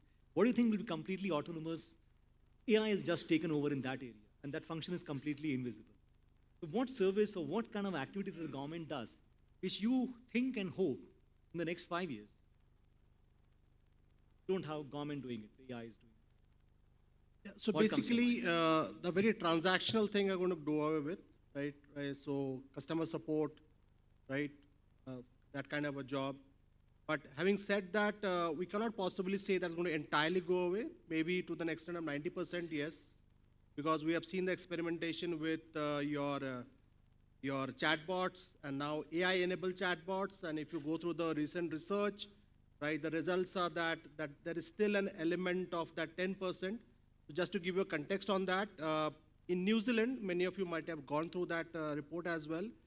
In New Zealand, there is a movement going on wherein the citizens are giving a pushback to what they're calling it as digital enforcement, right? So banks are after this, okay, fine, we want to integrate and we want to make it more efficient, get in this chatbots and everything in place so that customer support, that cost can be taken care of. But now there is a section of the population, the pensioners, right? They are saying that, but when you came to us for getting the account, you said that we'll give you a doorstep banking and all. Now we have done away with. So the banks are saying, we are not saying that we are not going to give you that, but the thing is that you can always do it yourself using your banking app or going to net banking. He said, but then the onus is on me. And if the onus is on me, and if you go through the latest McKinsey report, the biggest concern of 70 biggest organizations in the world is data, right? So how, because everything is, the data is the lifeline of everything now. And if we cannot have a very foolproof mechanism on data, then how do you take this forward? So digital enforcement is taking place. So as a result, as I coming to this, maybe you can do away with 90% of the support kind of a system, but 10% has to be there because there is this community with whom we should be sensible and empathetic enough. Ma'am, you have spoken about the concerns about the welfare of children, women, cyberspace. So do you find any space for an AI super cop kind of a thing, which monitors all of this and goes after the bad guys? Any vision that you have or any hope that you have over the next 5 years, what kind of activity you want AI to completely take over? The government is saying, this is going to work. I haven't really thought about that question because honestly, I'm not a big fan of anything artificial. But, you know, as Professor Parijit Upadhyay had mentioned in his, you know, the little note I had read, he said that to adopt or not adopt AI is no longer a question. So obviously, we don't have a choice, and therefore, you know, I personally feel that we should use AI to our advantage, and we shouldn't become slaves to it. That's my only concern. So, and often I feel that because AI is developing so fast, my concern is that children and women should not become the casualties of, that system progressing so fast. So that's my only concern, really. But the Supercop, I'm not really sure how effective that's going to be, because I think when you handle crime or when you handle any sort of harassment, the human element is very, very important. So that can only be given by a human cop. Thank you, ma'am. This is a question that will concern all of us going forward. How many guilty should go free lest one innocent suffers? This is a question the society has to take a call. With a super cop, maybe one good guy gets thrown in, but 99 bad guys necessarily get caught. But this is a call the society will have to take going forward. Rajiv, your views on what do you think, what kind of citizen interaction, what the government does, which AI you think will take over in the next 5 years? Could it be traffic management? What aspect of? Sure. So again, I would like to share a story and then come to the point. So I used to live in US for a long time, and we use this services called lawn mowing service to mow our lawn. Typically, it's very cheap, like $35 to $50 per month or something like that. The guys are very less educated, and they're basically, they don't know much about systems and all that. These days, what they're doing, you won't believe. They won't come to your home to give you the estimates. Like somebody has smaller lawn, somebody has bigger lawn. What they do, they take the satellite pictures, which are already available, and using that, they give you the estimates right away. So that is how the technology has changed everybody's life, even at the grassroots level. So to come to the point, I really don't have a very good view what is going to happen in 5 years, but I definitely can envision what I would like to see as a, I would desire to have something in place. So from the citizen services perspective, I would like to have one agent. I'm pretty sure you're aware of AI agents, agentic AI, right? So one agent which can do pretty much everything. And of course, it does not mean that one agent can do everything. This is just the interface, which is working with several other agents behind the scene, which can take care of most of my needs. For example, I'm looking for a telemedicine solution. What medicine should I take if I have, like fever, whatever, in a village? Then this is the agent, could be like, say, meghalayacitizenservices.gov or something like that. I'm going there to get that idea, to get that medication or prescription.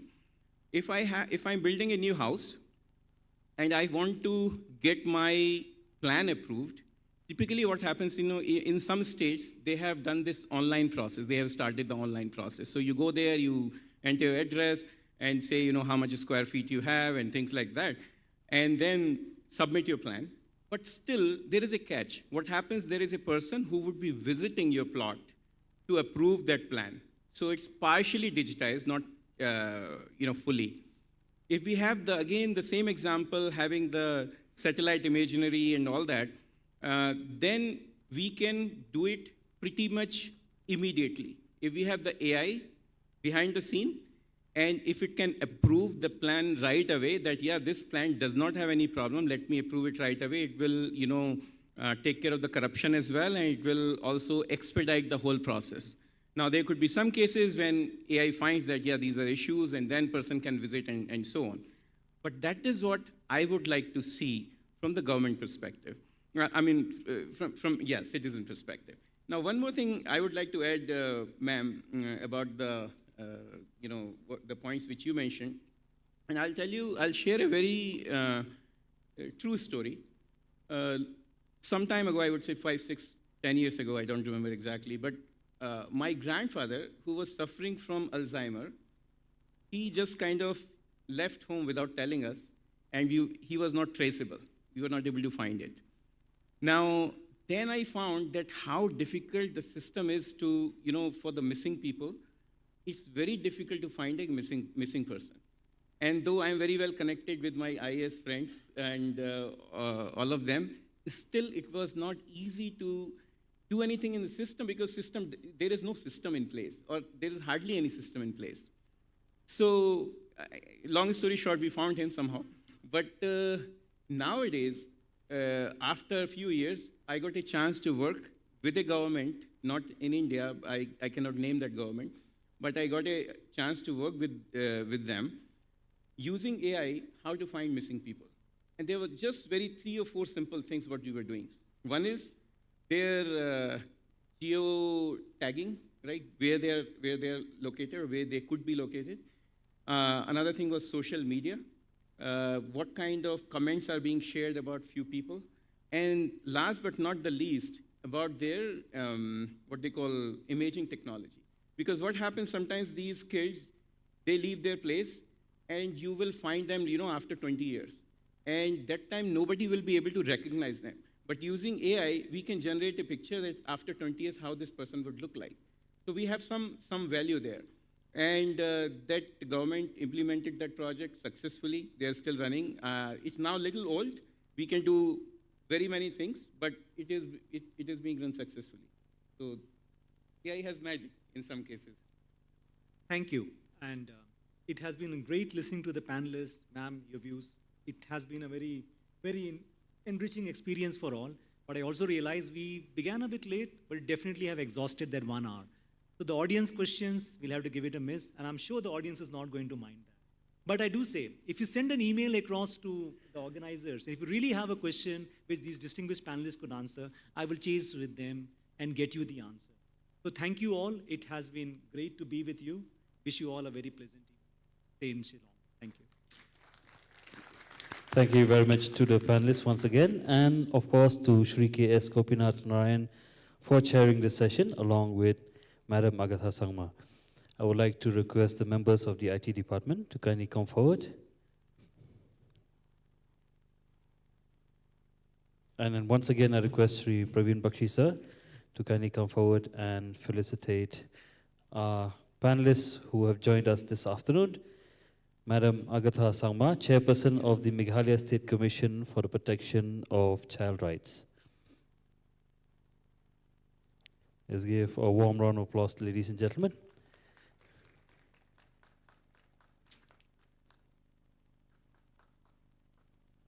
We are also happy to have had the presence of Shri Rajiv Saxena, CEO Mystic AI.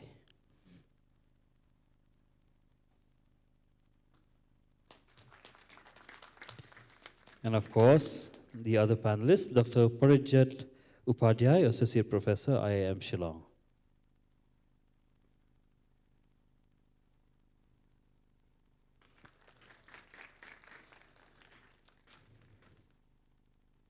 Thank you, sir, and thank you to our panelists once again. Thank you to all of our audience who have been patiently listening to both the panel discussions. Now, before we end the entire event, there is a presentation of award for which I would like firstly to call on the dais Shri Praveen Bakshi, Commissioner and Secretary, IT&C Department, Government of Meghalaya. Along with him, Muhammad Y. Safirullah, Director, India AI Mission, Professor Basaf Roy Chaudhary, IIM Shillong, and Shri K.L. Nongbri, Joint Secretary, IT&C Meghalaya, to kindly sit on the dais.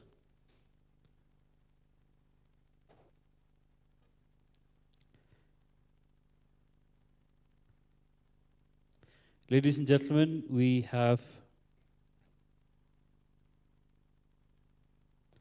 the presentation awards for the Meghalaya Technology Park Society Logo Design Challenge. This was done in collaboration with IIM Shillong. The winners are here today, and this is the winning logo. Let's give a huge round of applause for them, with the Living Root Bridge interconnected with a tech design. We have Banrap Lang Jirwa and Ringkat Dor Hinyota. I hope they are here. May I welcome them. We call upon Sir Praveen Bakshi to hand over the certificates along with a check of rupees 15,000. And I also call Mr. Shri K.L. Nongri, CEO of Meghalaya Technology Park, and Mr. E. Lingdo, CEO of Meghalaya Technology Parks, to kindly come up and hand over the certificate and check of rupees 15,000 to Bondrablang Jerwa and Ringkatdor Nyota.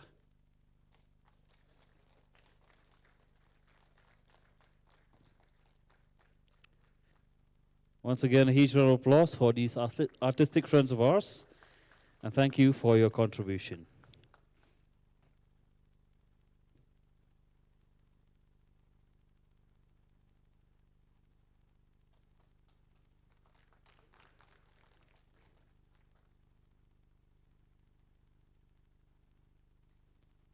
Thank you. Now, to finally conclude the event, I would give it to our dignitaries on stage for a 2-minute summary each.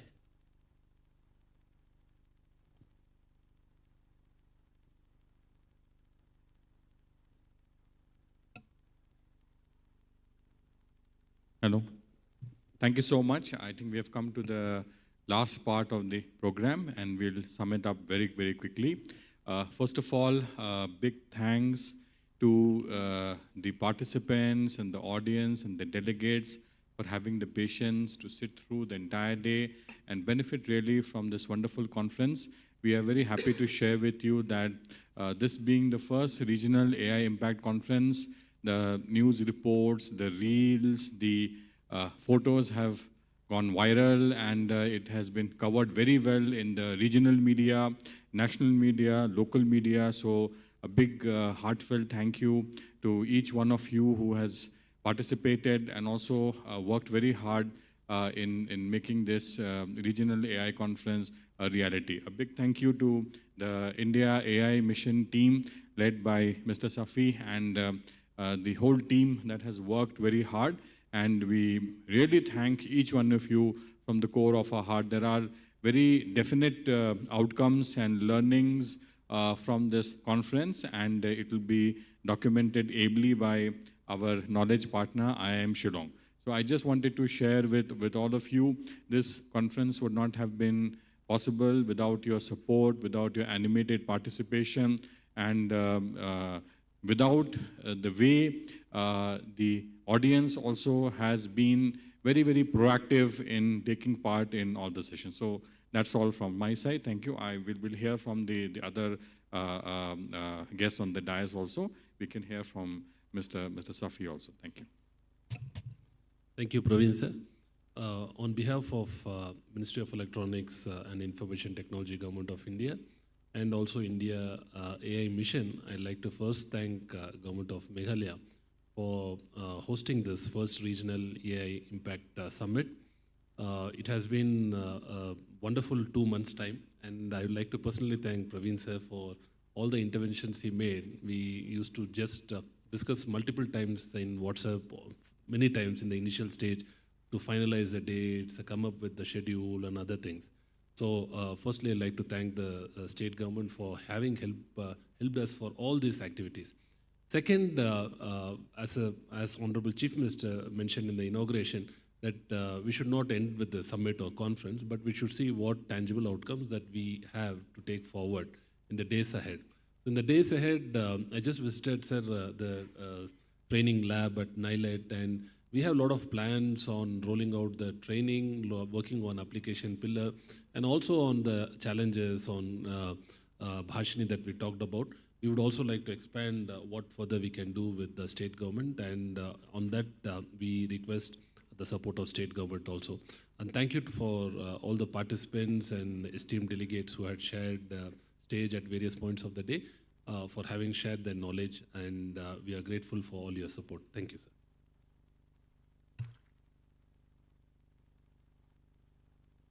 Thank you, sir.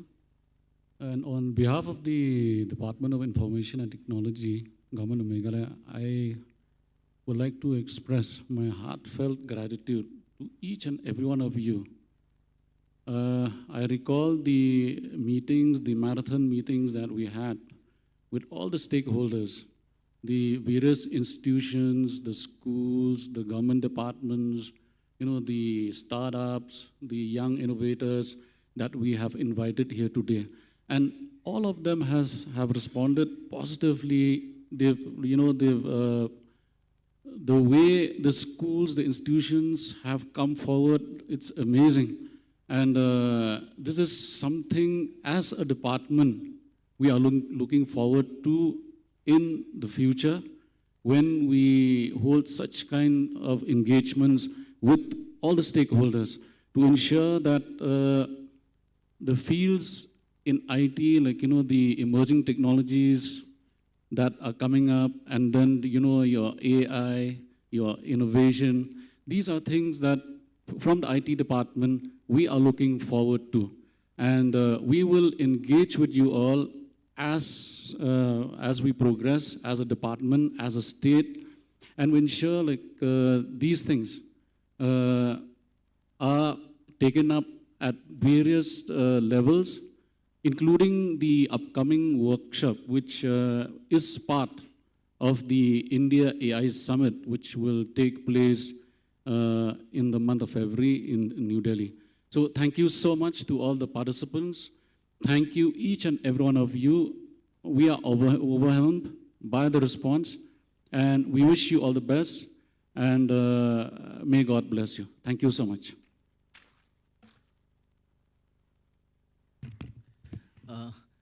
Thank you very much, Bakshiji.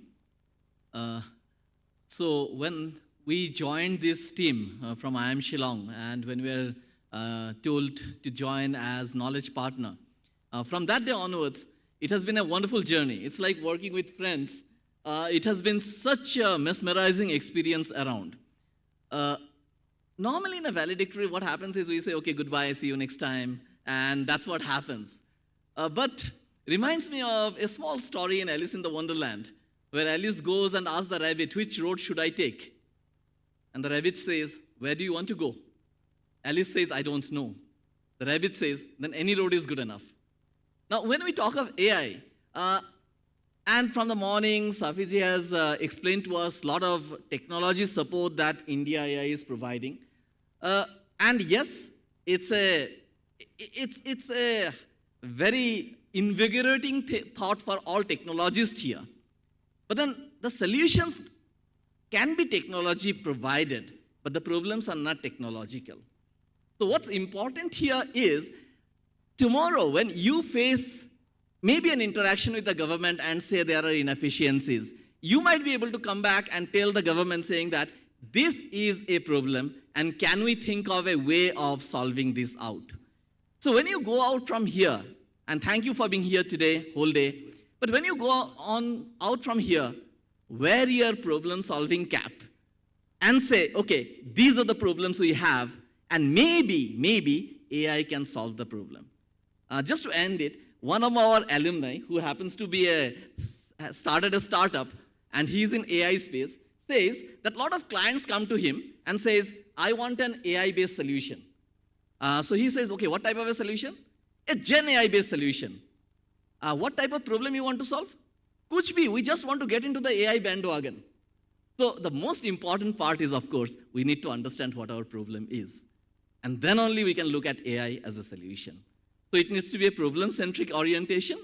And yes, AI can solve quite a few of them, may not be all of them, but it's a huge power. Thank you so much. And personally, it has been a very enriching experience for me working with your team, sir, and Nongri, sir. It has been wonderful. And thanks to India AI for providing such an opportunity to the state of ours. Thank you. So just to end with one last line, Dr. Basav has talked about friends and friendship. So what use of friendship if we can't sit together and have a good hearty meal? So 6:30, we are going to have a great dinner with a very vibrant cultural program. There's going to be jazz music also. So all of you, please do join us for a very nice dinner right across in the banquet room, which is organized by a very good group. Taj Group is taking care of the dinner, and we ask all of you to please kindly join us. Thank you. Thank you once again on behalf of the organizers, for all of you for being here. To the people on the dais, could you all please stand and give a huge round of applause for yourselves and for the grand success of the first ever Regional AI Impact Conference. Thank you very much. Do remember to follow the information and technology websites. Follow us, follow all these on social media. Tag us for your pictures so that you can also take part in the hackathons that are already live as of this afternoon. Thank you. Have a pleasant evening ahead.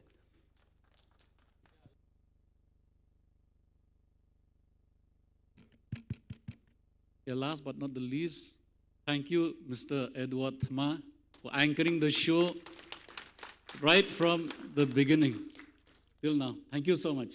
Yeah, been wonderful.